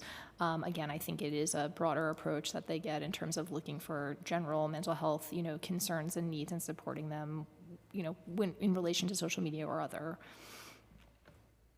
Is there anything sort of around social media usage that's kind of part of the typical, at least like, start of an intake with a child? I'd have to get back to you on that. I don't know. Okay, Yeah. that'd be great to know. And another thing I'd like to know is that in relation to that, like, is access equitable across income levels, across districts? Is another data point I think would be helpful to know. I have questions on Intro 660 specifically, so I'm going to hold there and give it back to the chairs for more of their questions. Okay, I have some questions on the intro as well. Intro 450 requires social media companies to prohibit any person under the age of 17 for using social media for more than 1 hour per day unless waived by a parent or guardian in writing. Are there clinical studies that indicate that limiting social media use to 1 hour per day would have a measurable impact on youth when compared to allowing them to use those sites for unlimited amounts of time? So we're not aware of a study that specifically speaks to that issue. Yeah. So we don't know if there's a study. So maybe we should do one. I don't know. Maybe. I don't know. What, if any, mental health challenges are more common for youth that are different from those experienced by social media adult use? So is there any difference? Has there been any studies that have shown differences between young people who use social media excessively and like adults, like the effects of those? Yeah, not that I'm familiar with right now, but again, we'd be happy to look into that. I mean, our survey did ask not only young people about their social media use, but their parents and caregivers about their social media use. And we'd be happy to look at the findings to see what the sort of differences are. Yeah, can get back to you. Yeah, I mean, and I think especially like for old people like myself, we grew up in a generation, yeah, I said old people, I don't care. I'm okay. I look good. Anyway, but like we grew up in a generation where social media, we were not consumed with it in this way. And so, you know, it's been moving rapidly. And I think that this is a great moment for us to be taking a step back to look at all the studies, because there are things like, prime example, there have been, and Chair Krishna was talking about this, there's been a number of lawsuits around this. And folks are winning because the social media companies are doing these research and they're leading in this space. And so we also need to be doing the same thing and making sure we have the information and the data to back up what we're saying, because they have it, they just not sharing it with us. And so I think that it's that moment in time that we are there, which brings me to my next piece of legislation. An Intro 451 will require DYCD in consultation with DOHMH to report on the effects that social media has on mental health for youth. The report would include recommendations on appropriate use and age, an hour per day for youth using of social media. We know that children and teens who use social media are more likely to experience higher rates of anxiety and depression, which was the top two things that you said young people are experiencing, and that racial or economic status may shape the ways parents or guardians approach social media and more in their homes. So has DOHMH been able to look at the intersection of racial or economic status on social media use and mental health challenges to identify common patterns? Yeah, we have seen that there are some discrepancies, you know, by race, and you know that. This is something we are actively looking at, because even in parents' perceptions of how much they think that their youth's use is problematic use or is too much use, it does break down across racial lines, and you know, and we speculate to some degree socioeconomic lines, and this is something that we really want to better understand, particularly because one of the top reasons that youth cite using social media is boredom. Mm-hmm. And we really want to take a look and ensure that, you know, non-online opportunities, right, for, you know, healthy, you know, recreation, et cetera, other things are more equitably, you know, available. And I think it's something we need to look at, you know, comprehensively. So, yeah, it's absolutely a concern. Has DOHMH observed other patterns in contributing factors that may worsen the impact of social media use on mental health outcomes?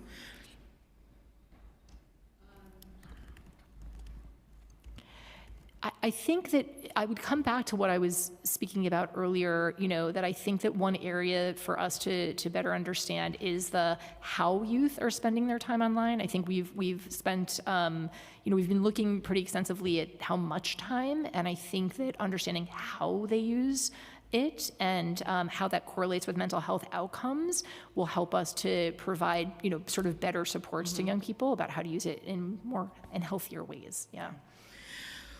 What is the administration position on Intro 451? Do you foresee any difficulties with the implementation of this bill? Yeah, for Intro 4... That's for both of you, because that would be a collaboration between the two. It's pretty much a report. Hey, Chair Stevens. Hi, welcome back. So I'll read our position into the record. So DYCD recognizes that the Council's focus on understanding the impact of social media on mental health of young people.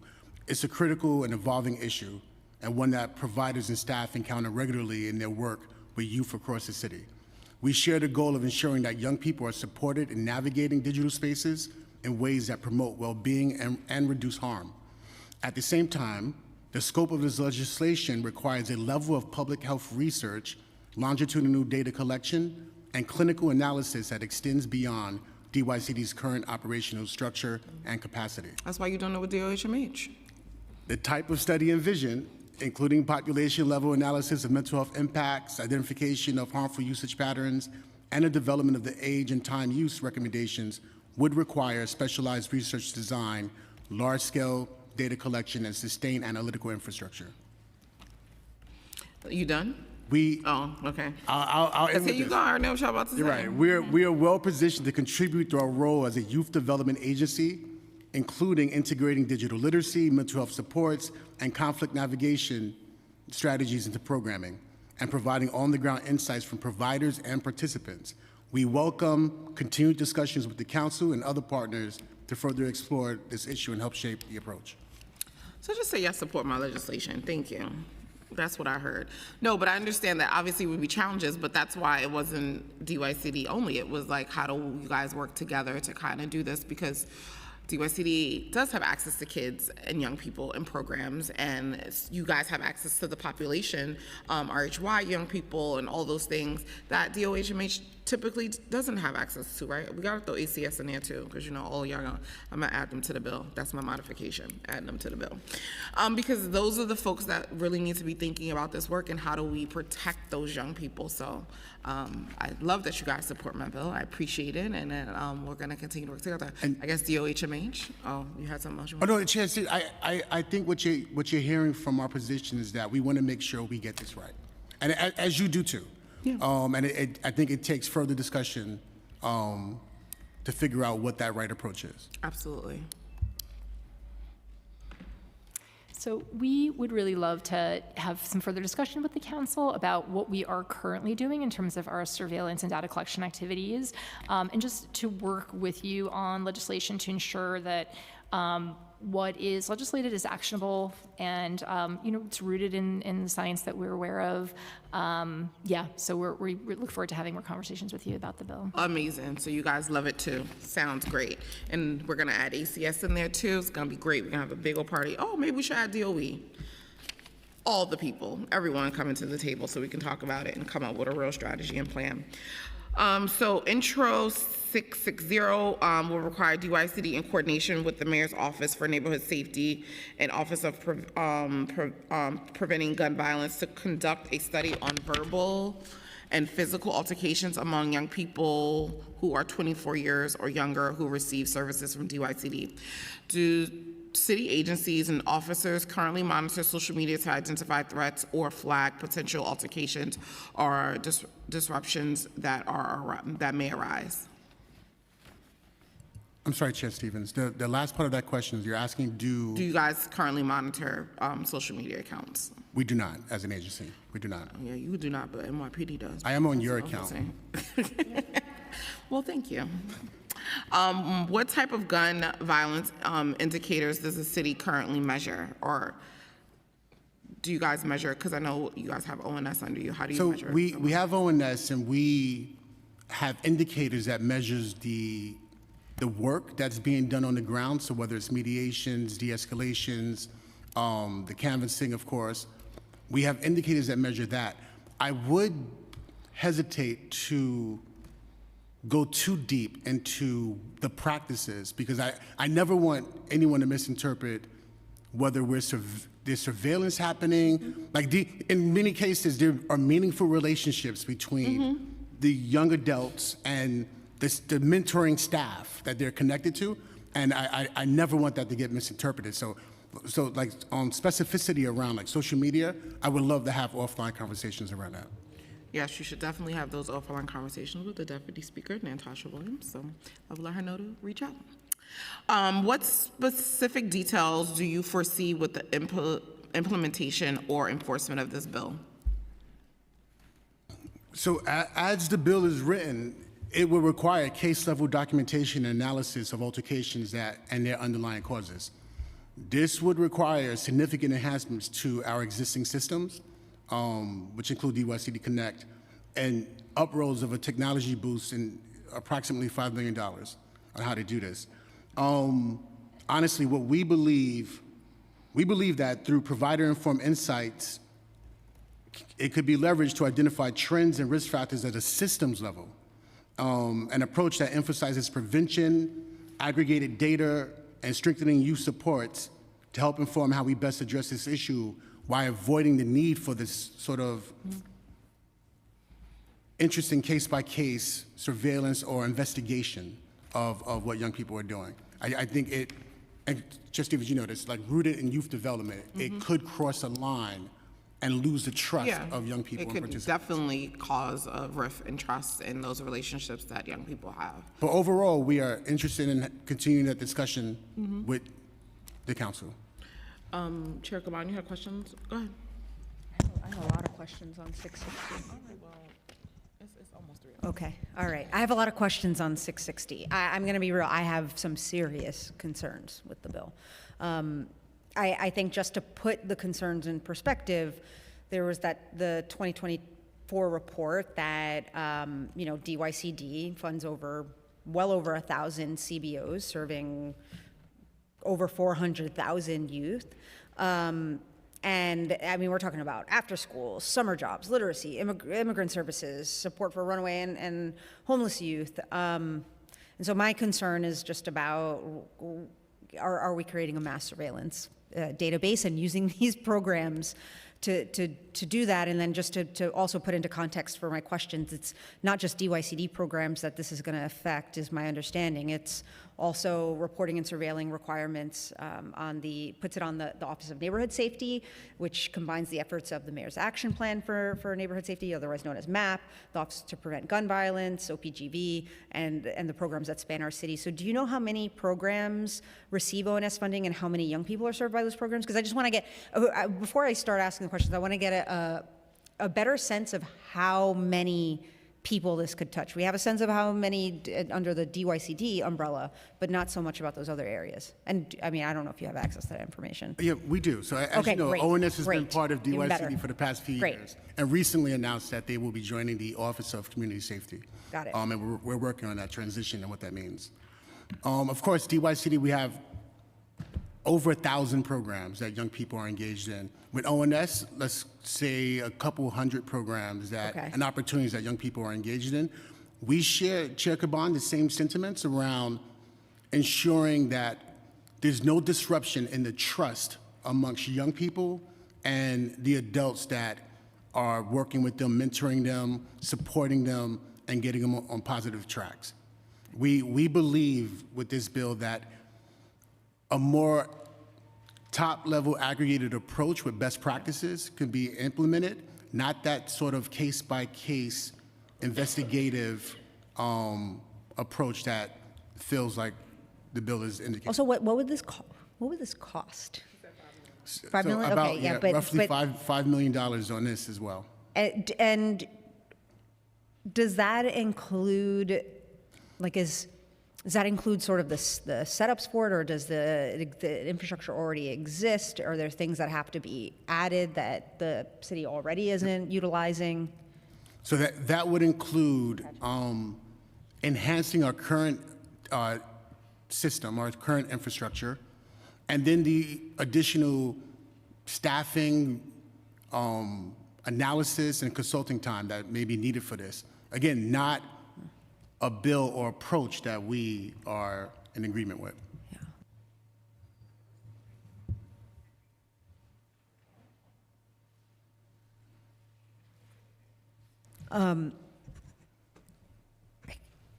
Can you talk more deeply about the privacy concerns, like what notice you'll give to families?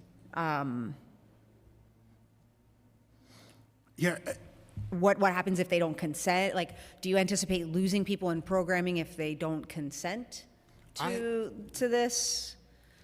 Yeah, Chair Caban, I don't think the bill, at least as I read it, goes too deep into the release of private information for young people. But what I think our concern is, and what I'm touching on, is the youth development platforms and relationships between our programs, the staff, and young people. And the second that it starts to feel like they're being investigated. I'm like, you lose them. Yeah. We lose them immediately, and then they go on social media, and it's endless on what could happen from there. Now, I think at least the way I read it is that the Intro 660 creates like an authorized sort of surveillance database. So, I mean, do you have a sense of how long data gathered by Intro 660 would be retained, and who controls the data, who determines who gets access to it? what are the limitations for accessing it? And these are questions I think, when we're collecting data, we're always asking, but I think particularly sensitive when it comes to children. I don't have a sense of Intro 660 and what that would mean in terms of the expectations around data gathering, retention, or usage. Again, I don't think it's a practice that I think we should speak with the council and other partners. I don't think it's a practice that we would go through with a case by case. Do you know, do you think search warrants would be required to obtain the data? Subpoenas being required? Well, just what would you anticipate some of the guardrails being, or where do you see gaps? I don't want to speculate because we didn't write the bill. Yeah. I don't want to speculate on what the intended purpose was because it will change the narrative. But would you agree that those are questions that you have? I guess I should have framed the questions that way because you're right. You didn't write the bill, so I shouldn't be framing them as do you share these concerns? Are they the questions that you have about the legislation? There's certainly one of many of the questions that we have. Are you wondering about ICE accessing it at all? I think all the variables that could release personal information fall into play of questions that we may have. In addition to, I think the foundation of that is the trust and relationships that is the best practice of our programs and how we connect to young adults. So I'm not going to belabor it because I think the concerns are out there, but I will say this. When I was a public defender, I represented a lot of young people. I was practicing before Raise the Age, and the way that prosecutors used social media use was horrifying, and with such regularity and such it was just a common thing that they would even admit to some of these really what I think are nefarious uses around the social media. I had an ADA once tell me outside of a court space in a social setting, because they thought it was an okay space to talk about it, that they'd pull all kinds of information from a kid's social media who happened to be connected to another kid they were investigating, and then if they found something even questionable in the kid A's social media, they used that to threaten them to testify against kid B, even if the stuff wasn't true. And you have these kids terrified about what's gonna happen when they're talking to these folks. And it happened a lot. You would have kids being willing to say, oh yeah, that person's gang affiliated, or oh yeah, this, or oh yeah, that. And I just, I really, really worry about those things. I'll leave it there. Go ahead. Yeah, I know that Deputy Speaker, she is literally running a DEM conference right now, but I just want to make sure we level set. She's very open to hearing all concerns and amending it, and she also has similar concerns as well. So I will let her have these offline conversations with folks around it, but she wanted to be clear that she is definitely open to amending and hearing feedback about this bill. And I think DYCD definitely should, I'll make sure that she reaches out to hear those concerns and hear the perspective and some of the issues you foresee doing it, especially because you guys are the people that are making these relationships. And I come from youth development, and I understand our relationships are like collateral. They come and go. Councilmember Shirley Audubon, sorry about that. My fellow Bronx girl, sorry about that. Valerie, I realize this is why you're here, for Intro 801. That's why you're here, got it. Intro 801 will require DYCD to include employment, apprenticeship, and internship, and credit-bearing opportunities for summer youth in the child care and early childhood education sector within summer youth employment. What is the administration's position on this bill? So, thank you. I was like, why is he here? Couldn't have a hearing without me. No, thank you, Chair Stevens. So we are absolutely in agreement that SYEP is the perfect way to introduce young people to careers in early childhood education and youth development. I think you know this better than anybody that this is something SYEP already does really well. Over 32,000 of our SYEP participants last year spent their summer working in the childcare and education settings, and education and childcare are consistently among the top most requested career interests of our participants when we survey them before they're enrolled each summer. That said, we do have some concerns with the bill itself. I think how it's written, we need to keep in mind that it's really important that we remain realistic about what providers, employers, and other partners are able to do within the 6 weeks that SYEP has available. Well, my goal is to be all year long and have youth employment. And so it actually is on track, what I'm trying to do. Appreciate very much your advocacy for the program and for Work, Learn, Grow, which is the year-round extension of SYEP. And I think the other thing that is very important to us at DYCD is all of the efforts that we have been making to diversify sectors that participate in SYEP. It's really critical that we don't position SYEP as a pipeline into one specific sector or job. And I'm particularly sensitive about that because SYEP is perceived as a place where young people are only doing daycare jobs, and I've always been an advocate that those are important, amazing experiences for young people, but we also want to continue to diversify the experiences that young people have through the program, and we want to make sure that corporate employers, business, finance, tech, all feel like SYEP is a place for them. So I have a lot of concerns about... I have ideas. Because some of the problem is, one, is that a lot of our providers need SYEP to run the programs that, like, again, we have 70 providers, all of them also run camps, right? So a lot of times they are going to obviously feed into those programs. And so, too, when we're thinking about SYEP in the next RFP, we should be looking at, like, incentivizing sectors to be providers and not just, the regular providers and saying like, okay, you'll specialize in this and that. So I have lots of ideas on how we can diversify this. I always have ideas. But I think that those are some of the things because I ran camp. You can't have camp without SYEP. There's no way, just because of the ratios and trying to leave the building. Like, it is a crucial part of the program that keeps getting expanded. And so we have to think about also how do we have the pipeline. But also I want to be clear, like, we don't want it to be like, working with kids only, but SYEP has been a place where I know for a fact I've inspired young people to get into this field because they didn't know about it other than working in youth development and seeing that there was a career trajectory.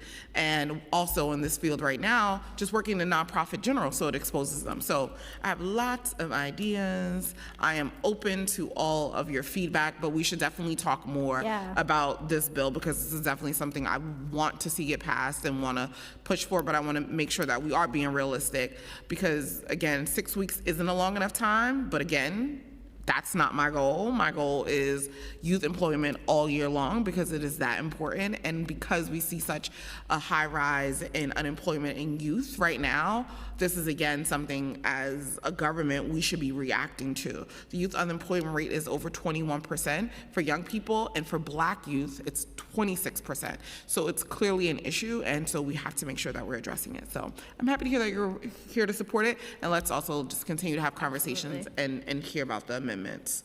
What do you foresee as any difficulties with implementation of this bill?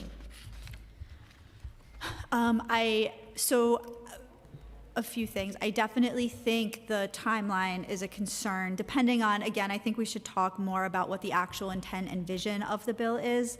At the same time, I think we have done a really great job building resources into SYEP. We want to make sure, like you said, that if a young person is interested in a career in SYEP, in the early childhood education sector and education and childcare, that they use that first SYEP experience as their next step.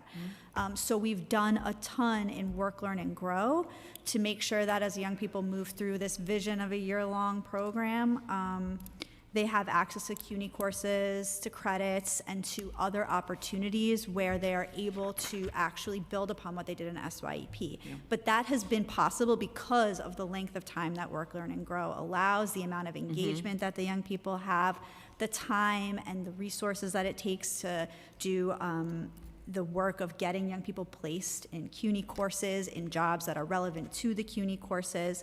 We've done great work. We've had over 20,000 participants in Work, Learn, Grow over the last 5 years receive a college credit through Work, Learn, and Grow, so we know how to do it. But I think trying to do that within the framework of the 6 weeks of SYEP can be really challenging. Well, keep building out my argument for a full year extension of programming, because that's what you just did. It helped support what I'm saying.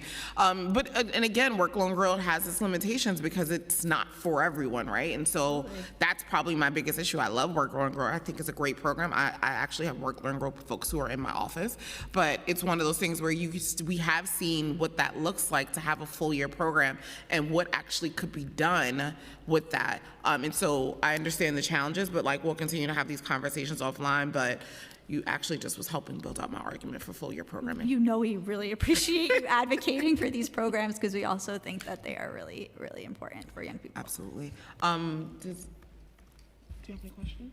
Okay. Do you have any more questions? Nope. Okay. Okay, with that, we have no more questions for this panel. Thank you for your time.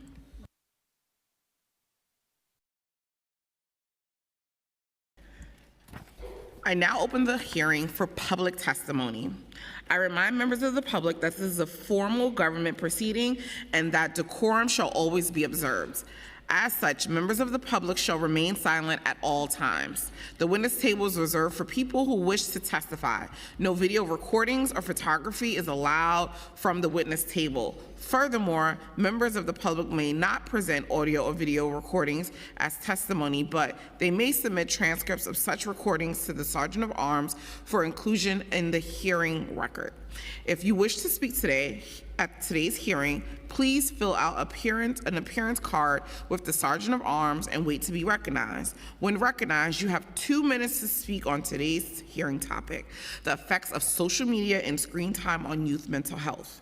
If you have a written statement or additional testimony you wish to submit for the record, please provide a copy of that testimony to our Sergeant at Arms.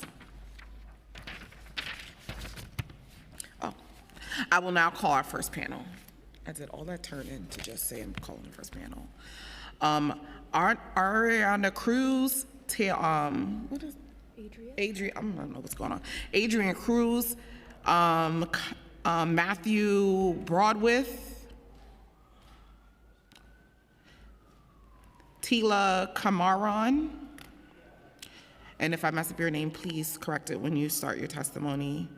Khadijah Kelly. What's that? Josiah Gilbert. Josiah Gilbert. And Cassandra. I did. I called Cassandra already.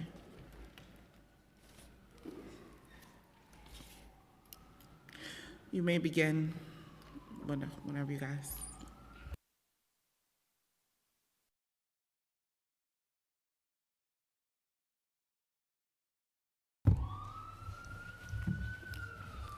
Good afternoon.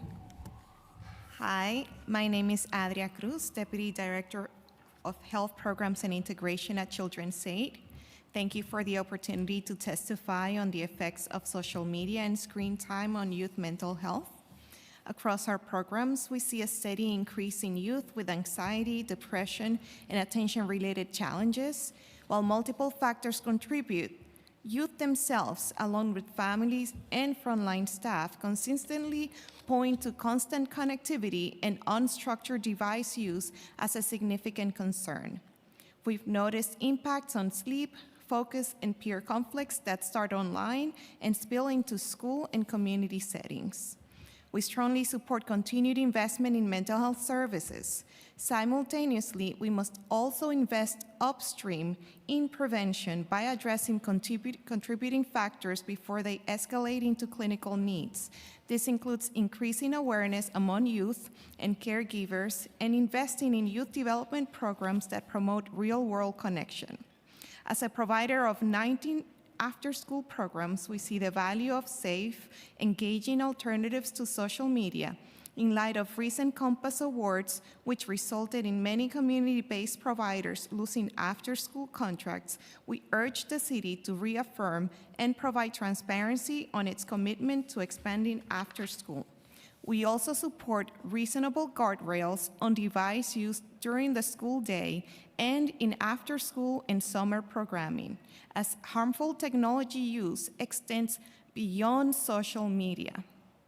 73% of teens report exposure to online pornography, nearly half during school hours on school devices. 80% report encountering hate speech monthly, and between 3 to 8% meet criteria for youth gambling disorder with up to 15% at risk. Regarding the bills before you, we support the thoughtful approaches to youth safety and workforce development in Intro 450, 451, and 801. While we appreciate the Council's commitment to youth safety in Intro 660, its implementation remains unclear. We already follow protocols to report and investigate bullying 10 and seconds. protect student safety, and imposing additional monitoring risks, undermining trust and program quality by shifting the role of youth providers towards surveillance. Thank you for your leadership and for the opportunity to testify. Thank you. Good afternoon. My name is Josiah Gilbert. I am the Client and Community Engagement Manager at the Legal Aid Society's Juvenile Rights Practice. We all want young people to be safe and prevent harm, but Intro 660 is not the way to do that. This bill is not just about studying youth altercations. It expands surveillance into young people's online lives and does so in ways that will disproportionately impact Black and Latino youth. And we have seen this before. When surveillance increases, young people don't feel safer, they disengage. They pull back from programs, from services, and from the very adults who are trying to support them, because trust and surveillance cannot coexist. And what will young people do? They will go private and they will go silent, not just from systems, but from the people in their lives who could actually help de-escalate conflict before it turns into harm. So instead of preventing harm, this bill risks pushing it further out of reach, out of sight, and away from meaningful intervention. If the goal is truly safety, the answer is not more monitoring, even in the name of a study. It is stronger relationships and real trust with young people, because safety is not created through surveillance. It is created through connection before harm ever occurs. Thank you.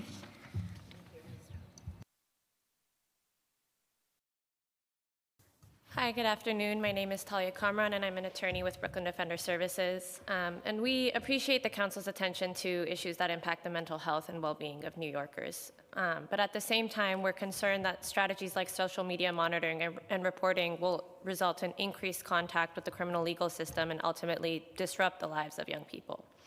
BDS is a public defense office. We provide criminal, family, and immigration services, and because we're working at the intersection of these systems, we see how surveillance-based approaches to public safety are actually harming the people that they're claiming to try to protect. So in my limited time, I want to express our strong concerns about Introduction 660. First, it carries serious privacy concerns. The bill's operative trigger of verbal or physical altercation is not defined and leaves enormous discretion to program staff to try to interpret what an altercation is, and creates a vagueness problem under the First Amendment. And to the extent that DYCD programs operate in alongside schools, documenting student conduct and online activity could violate FERPA, and where programs connect young people with mental health services, reporting behavioral information could conflict with HIPAA. So directing program managers to surveil and document participant behavior like this will probably result in actual violations of privacy laws. And on top of this, this kind of surveillance of social media is already happening. NYPD has smart teams, right? They're surveilling at a multi-million-dollar scale youth social media at all times. They also permit officers to create fake profiles to impersonate teenagers and add young people on social media. And they're mapping all of this all of the time. So if prevention isn't happening there, why would we then reduce the quality of services that are supposed to de-escalate conflict and support young people by making those providers putting the barrier of surveillance in front of youth accessing things that will help them succeed? Thank you. Good afternoon, chairs. My name is Cassandra Kelly, and I'm a policy attorney at the Legal Aid Society. I testified today against Intro 660. As defenders, my colleagues and I come in contact with hundreds of vulnerable young people each and every day. We go beyond just fighting for them in court. We build relationships with the young people we serve and slowly earn their trust.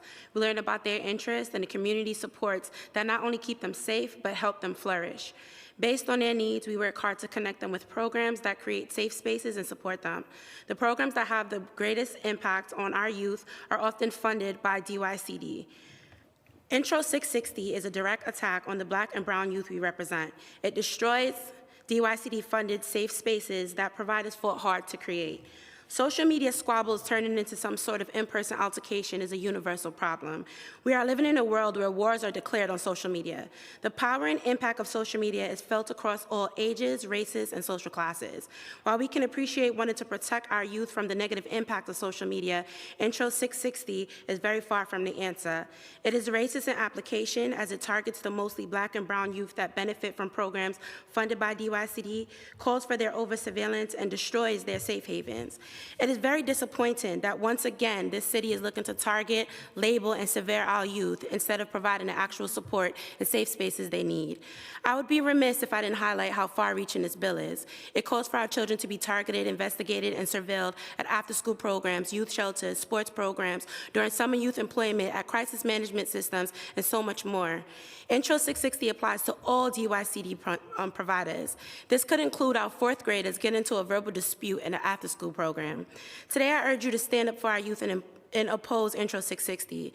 So many of us here today have testified before the council urging for the passage of Intro 460 to abolish the gangs database, but what Intro 660 creates is far worse than that rogue database and also more expansive.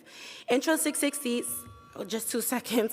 Intro 660 does not protect our children. It harms them. The bill states that it is the duty of the commissioner to gather data, but let's be clear. Not only is this an impossible burden based on a multitude of organizations that receive DYCD and ONS funding, there is no way for the commissioner to obtain this information without the involvement of providers. Intro 660 turns providers into extensions of law enforcement while destroying our children in spaces where they should be free. We urge you to oppose Intro 660. Thank you. Good afternoon, and thank you for the opportunity to speak today. My name is Matthew Broth, and I serve as a community organizer with Legal Aid Society's Community Justice Unit, working closely with crisis management sites across the 5 boroughs of New York City, including the Bronx, Harlem. These CMS sites include organizations such as Save Our Streets, Guns Down, Life Up, Bronx Against Gun Violence, and broader networks, 32 crisis management sites across citywide, made up of credible messengers, outreach workers, and violence interrupters. I want to speak strong concerns regarding Intro 660 and the proposal for DYCD and ONS to monitor youth social media activity. Across all 5 boroughs, CMS programs build one core foundation: trust. Credible messengers, outreach workers, and violence interrupters are effective because they are embedded in the same communities they serve.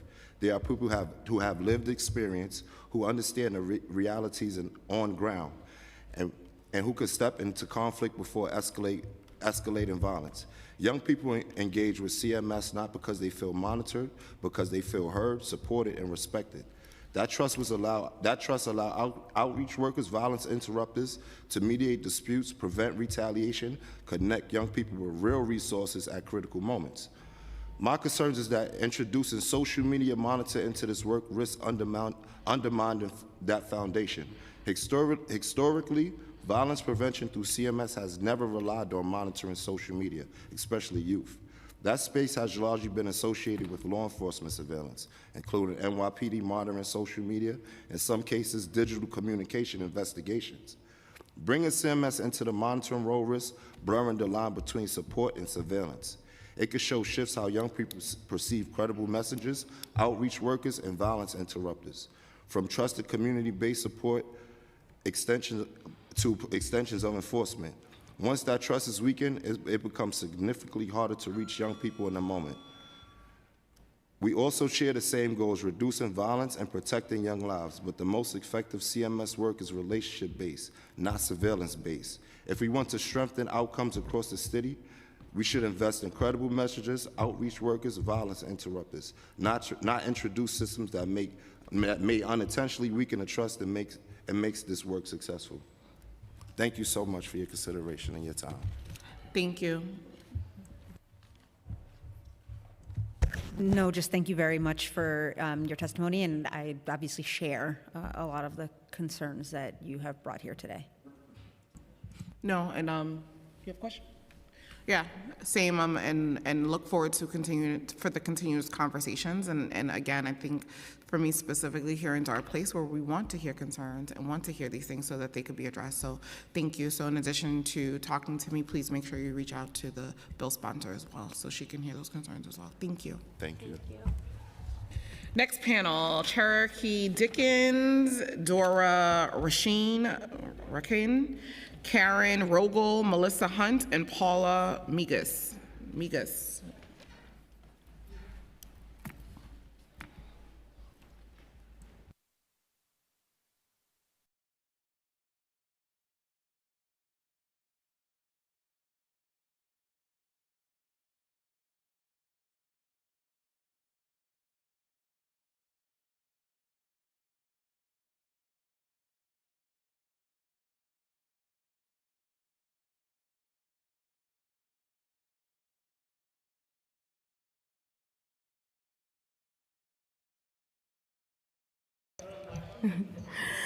There we go.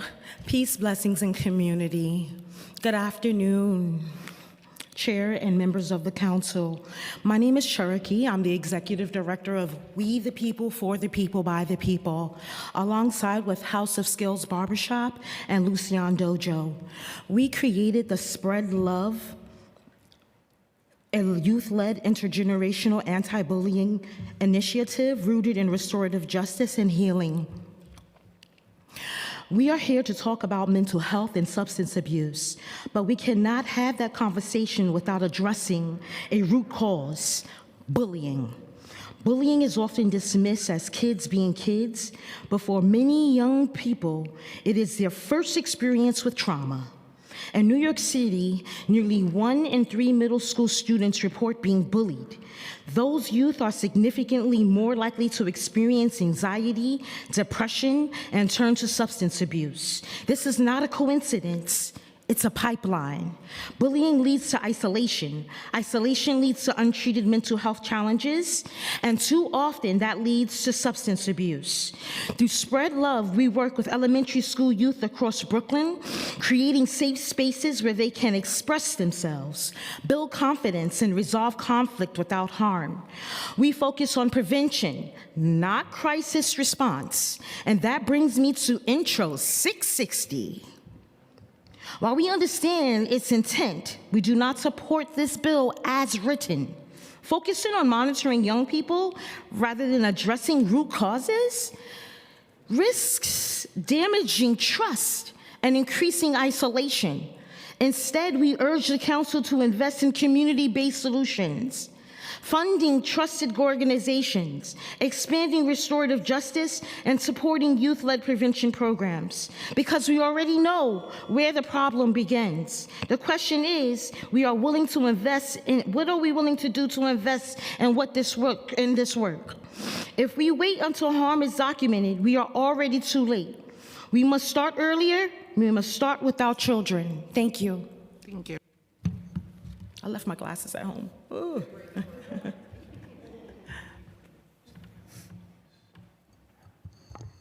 Hi, good afternoon. Thank you for the opportunity of testifying today on Intro 801 and for your leadership in strengthening New York City's early childhood workforce. My name is Karen Rogel, and I am the Director of Strategic Initiatives at Literacy Inc., LINC. And I also coordinate City's First Readers, which is the City Council's early literacy initiative. We strongly support Introduction 801, particularly its inclusion of employment, apprenticeships, internships, and credit-bearing opportunities in childcare and early childhood education through the Summer Youth Employment Program.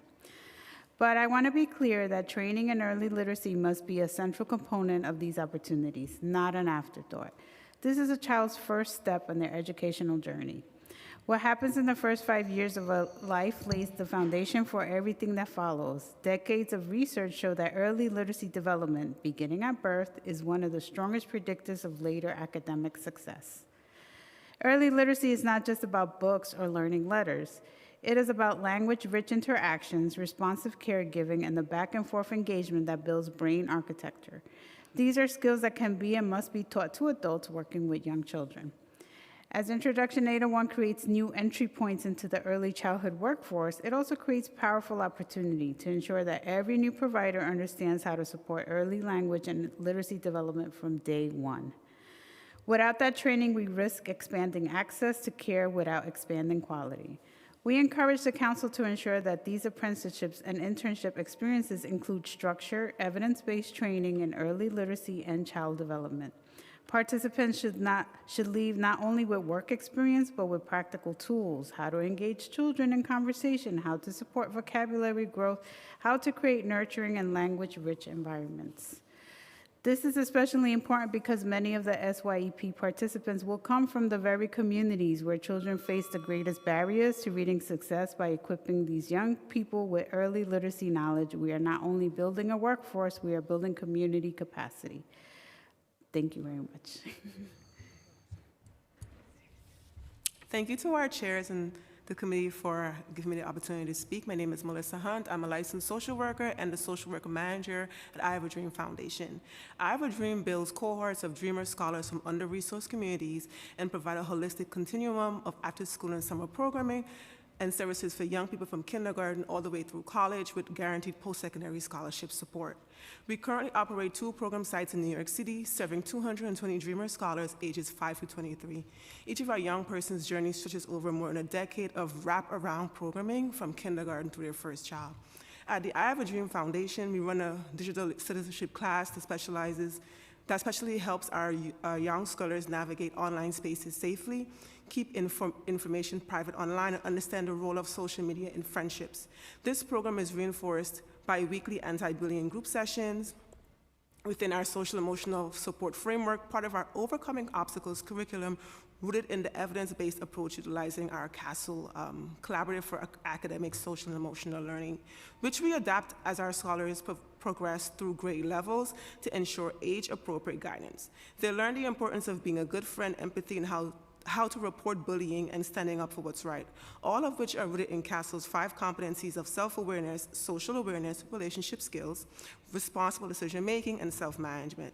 Building on this foundation, we recently integrated monthly parent workshops on social media safety to bridge the gap between home and digital life. Due to our long-term approach here at I Have a Dream Foundation, these skills are reinforced consistently through high school and beyond. I want to thank the council for convening today's hearing and exploring policy solutions to ensure that our young people use social media responsibly so that digital literacy can be served as a tool for success for our young people and not for setbacks, and to urge the council to continue to invest in community-based programming that reinforces these lessons to our young people and their parents. Thank you so much.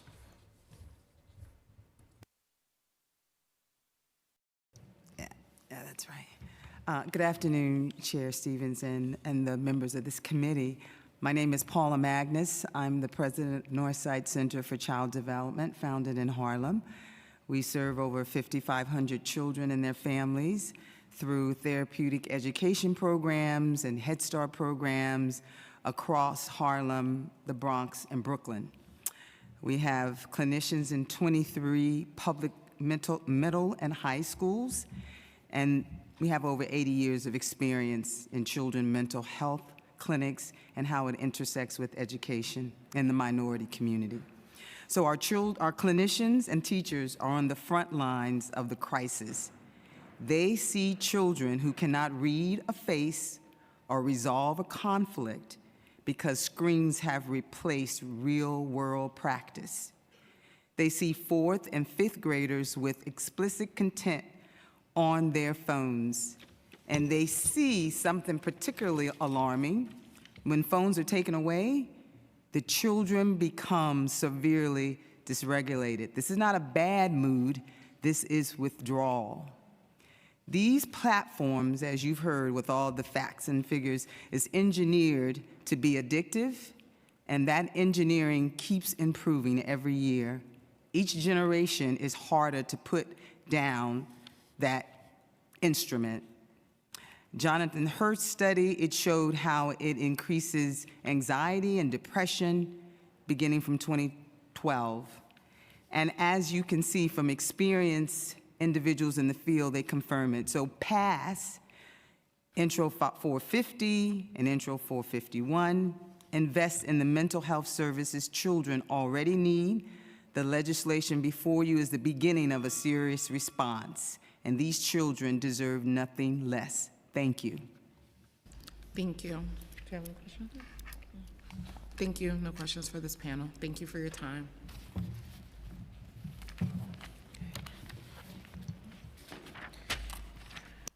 Deron Rosenberg, Alexa Alliger, Walter Elder, Susan Duke, and Trey Lee.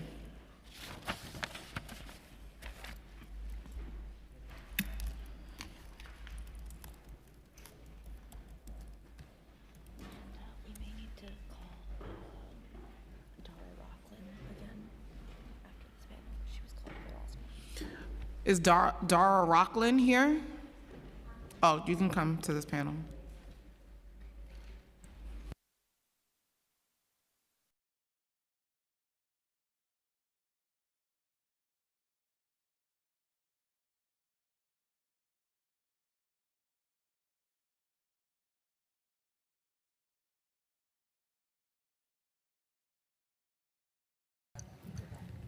Should I say? Great. Hello, my name is Suzanne Duke. I'm a lieutenant with the BHERT, the Mental Health Response Unit.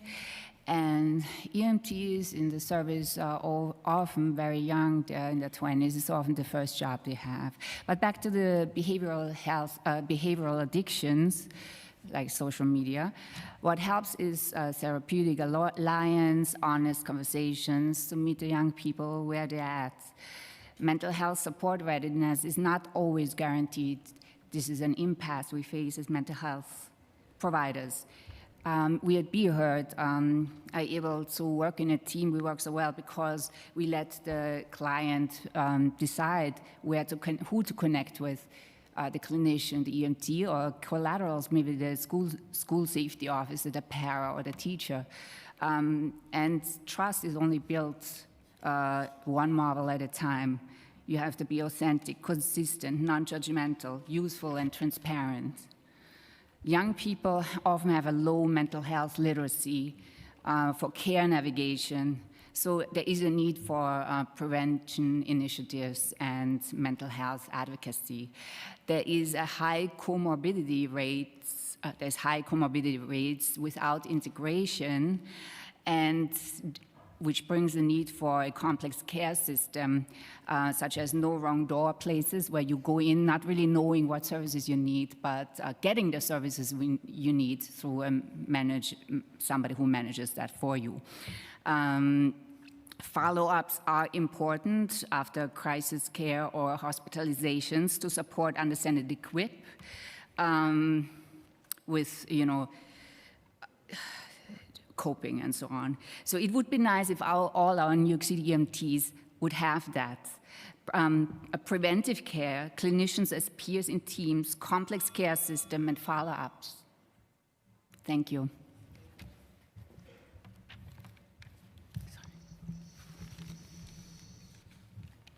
Good day, members of the council. My name is paramedic Walter Adler. I'm a hospital-based 911 paramedic. I'm one of the EMS PAC organizers. The epidemic of mental health is affecting us in the youth in an extreme way because of the amplification of what they can be exposed to on the phone. But it is absolutely the civilians as well, all day and all night plugged in to watching a life that we would like to be leading, friends that we would like to be seeing, and comparing ourselves against artificial things, all with the purposes of trying to sell us something. In the end, what affects the EMS force, what affects civilians, what affects the youth is an overlap. And in relation to today's topic, I would like to say on behalf of EMS PAC, we are very much in favor of the regulation of social media for both the youth and for adults.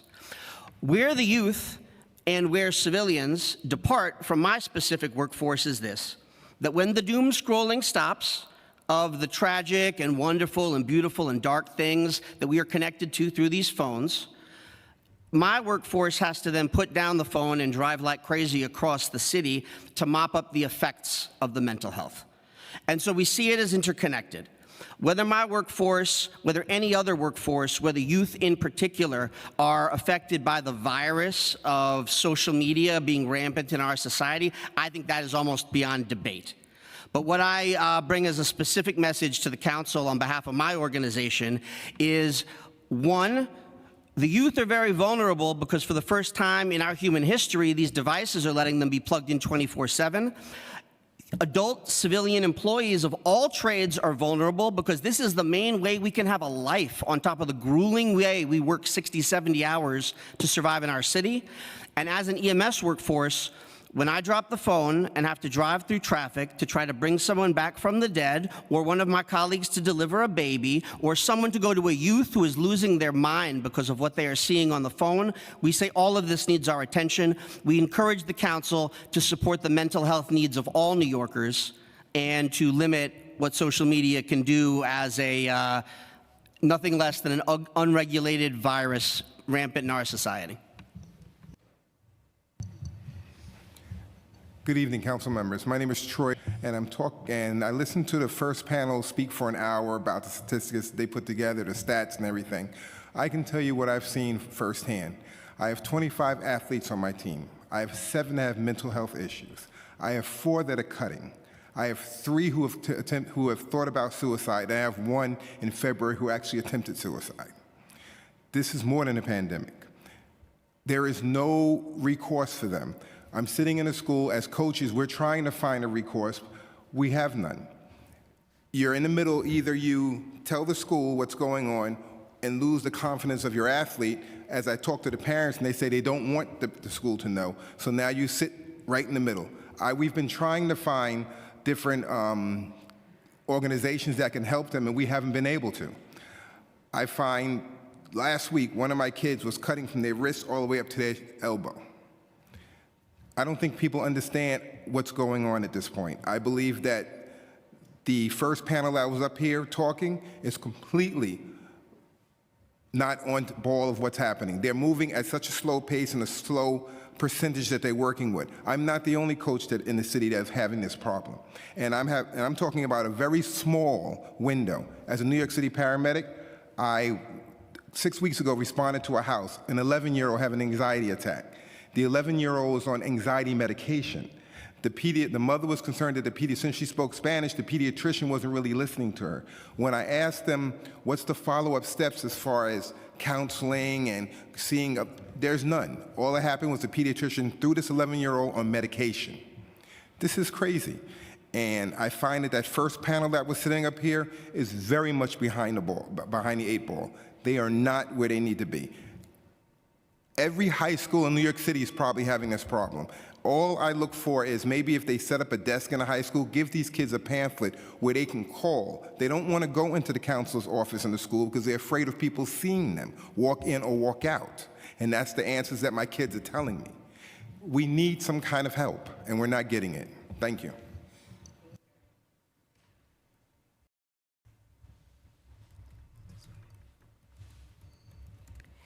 Thank you, council members, for allowing CFR to speak. My name is Davine Roseborough. I am a parent advocate with the Center for Family Representation. As a parent advocate and a single mother of 2 grown men, I have personally seen how social media and screen time can significantly affect children. Excessive screen time and social media consumption can often replace face-to-face interactions, reducing opportunities for children to develop emotional regulation and social skills. This can lead to low self-esteem, social anxiety, increased aggression, and difficulty reading nonverbal cues such as body language, as we have heard today. Electronics can also memorize the amount of time a child spends interacting with family members and others, which can lead to emotional distress can result in behavior challenges within the home. At this time, we must recognize the reality that many families face. As screen time plays a role in keeping children entertained and occupied while parents address their various responsibilities, it is not realistic to remove these devices from families' daily lives entirely. Let's not forget that screen time is no longer strictly for gaming and social media, as many as many, if not all, children receive homework to be done on electronic devices. I have worked with clients that face a range of challenges that are often misunderstood or overlooked. Some parents struggle with digital illiteracy, including navigating school technology platforms, assisting children with online assignments, or setting up email accounts to receive important school communications, all skills that could help parents better understand how their child navigates the digital world. The concerns around social media usage are driving an important conversation, and we must recognize that no one is more concerned about this than our parents. Accordingly, we must ensure that parents are included in the conversation about addressing social media and screen times. The focus should be on meaningful solutions such as supporting families, such as computer literacy programs, community centers, and resource activities that create safe spaces for our families. By helping families educate themselves and build digital illiteracy, we can better educate them to the potential harms of social media and screen time details. We can ensure that parents and children can work together to navigate an increasingly digital world. Thank you. Good afternoon, Chair and members of the Council. My name is Elena Aguilar. I'm a senior social worker with Center for Family Representation in the Youth Defense Practice.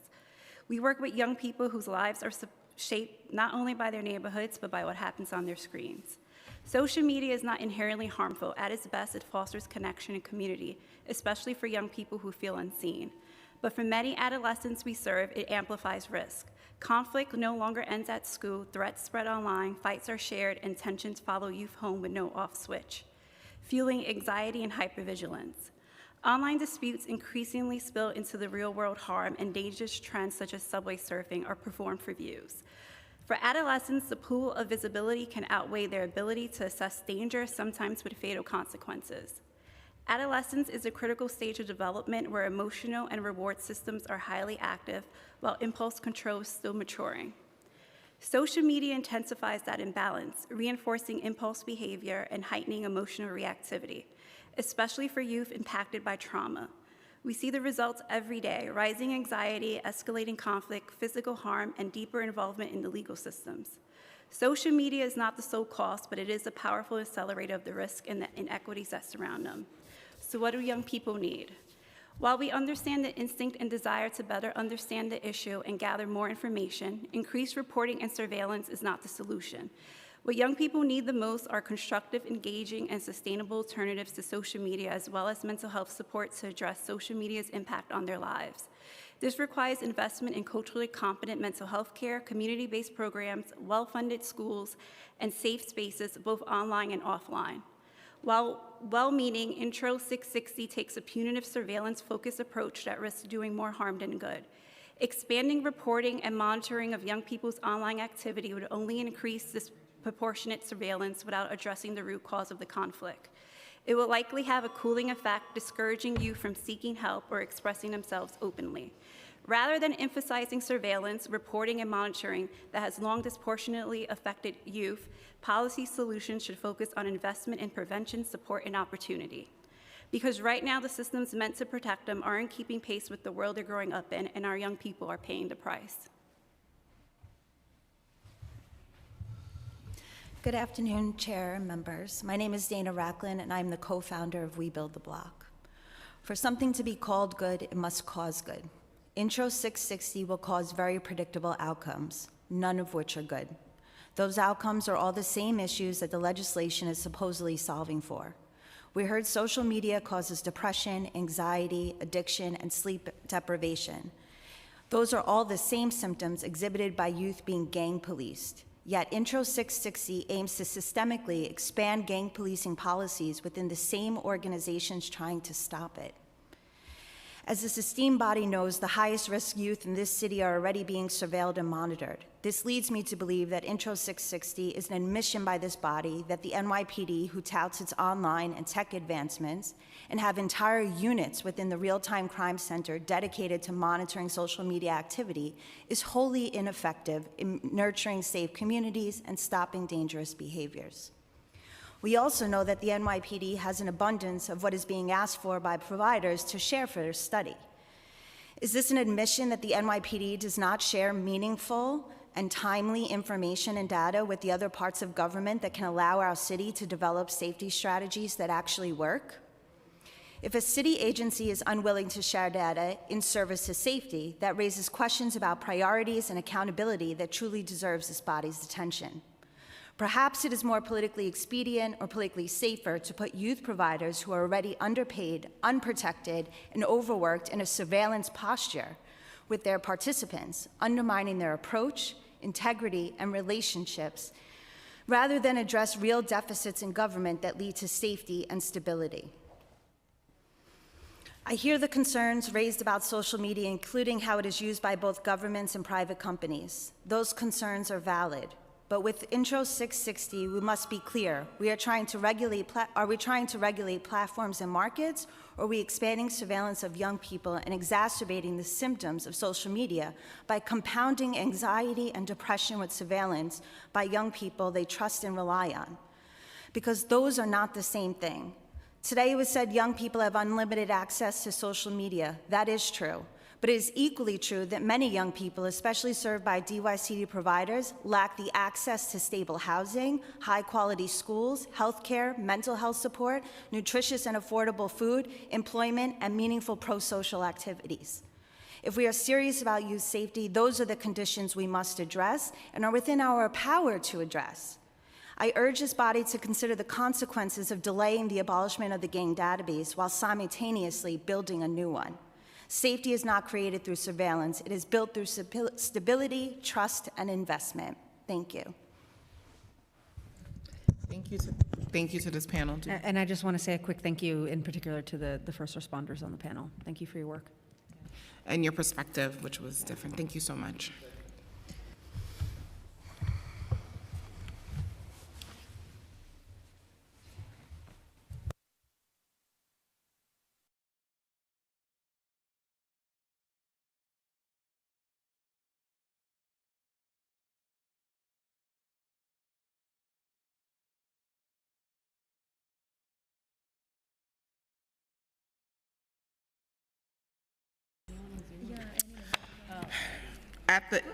Wait, hold on.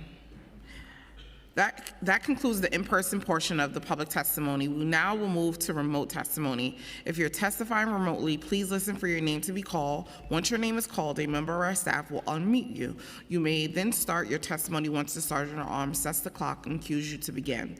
You may begin once you are unmuted by the sergeant of arms and cues you. Thank you. First, we'll have Annie Minguez. You may begin.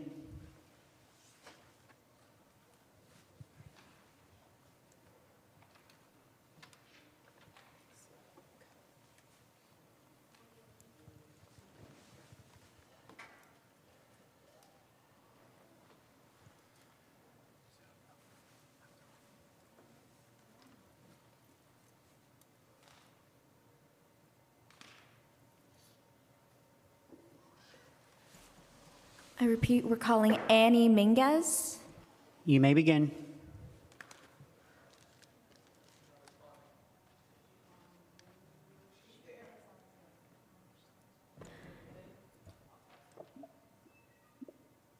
Good afternoon, Chair Joseph and members of the committee. My name is Annie Minguez Garcia, and I am testifying today to share our concerns about Intro 660, which would require DYCD-funded programs to report on incidents of social media. As a provider of after-school community Chair Stevens, thank you. As a provider of the crisis management system, as a provider of after school, as a provider of Cornerstone and Beacons, and also other programs within DYCD's portfolio, our staff are not trained to surveil young people on social media.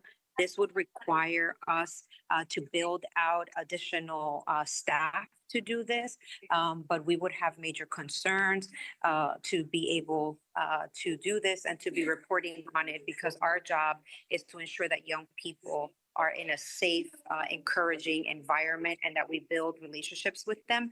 And this to me goes counter to that. If we're going to be reporting, we should be considering ways in which we could be educating young people about the use of social media and also researching how it's impacting their mental health, which I know are other bills that were introduced. Thank you so much for allowing me to testify.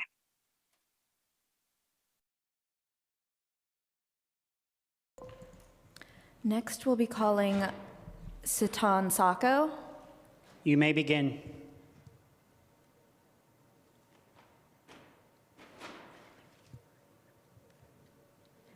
Seeing no one online, we now call Evelyn Nederman. You may begin.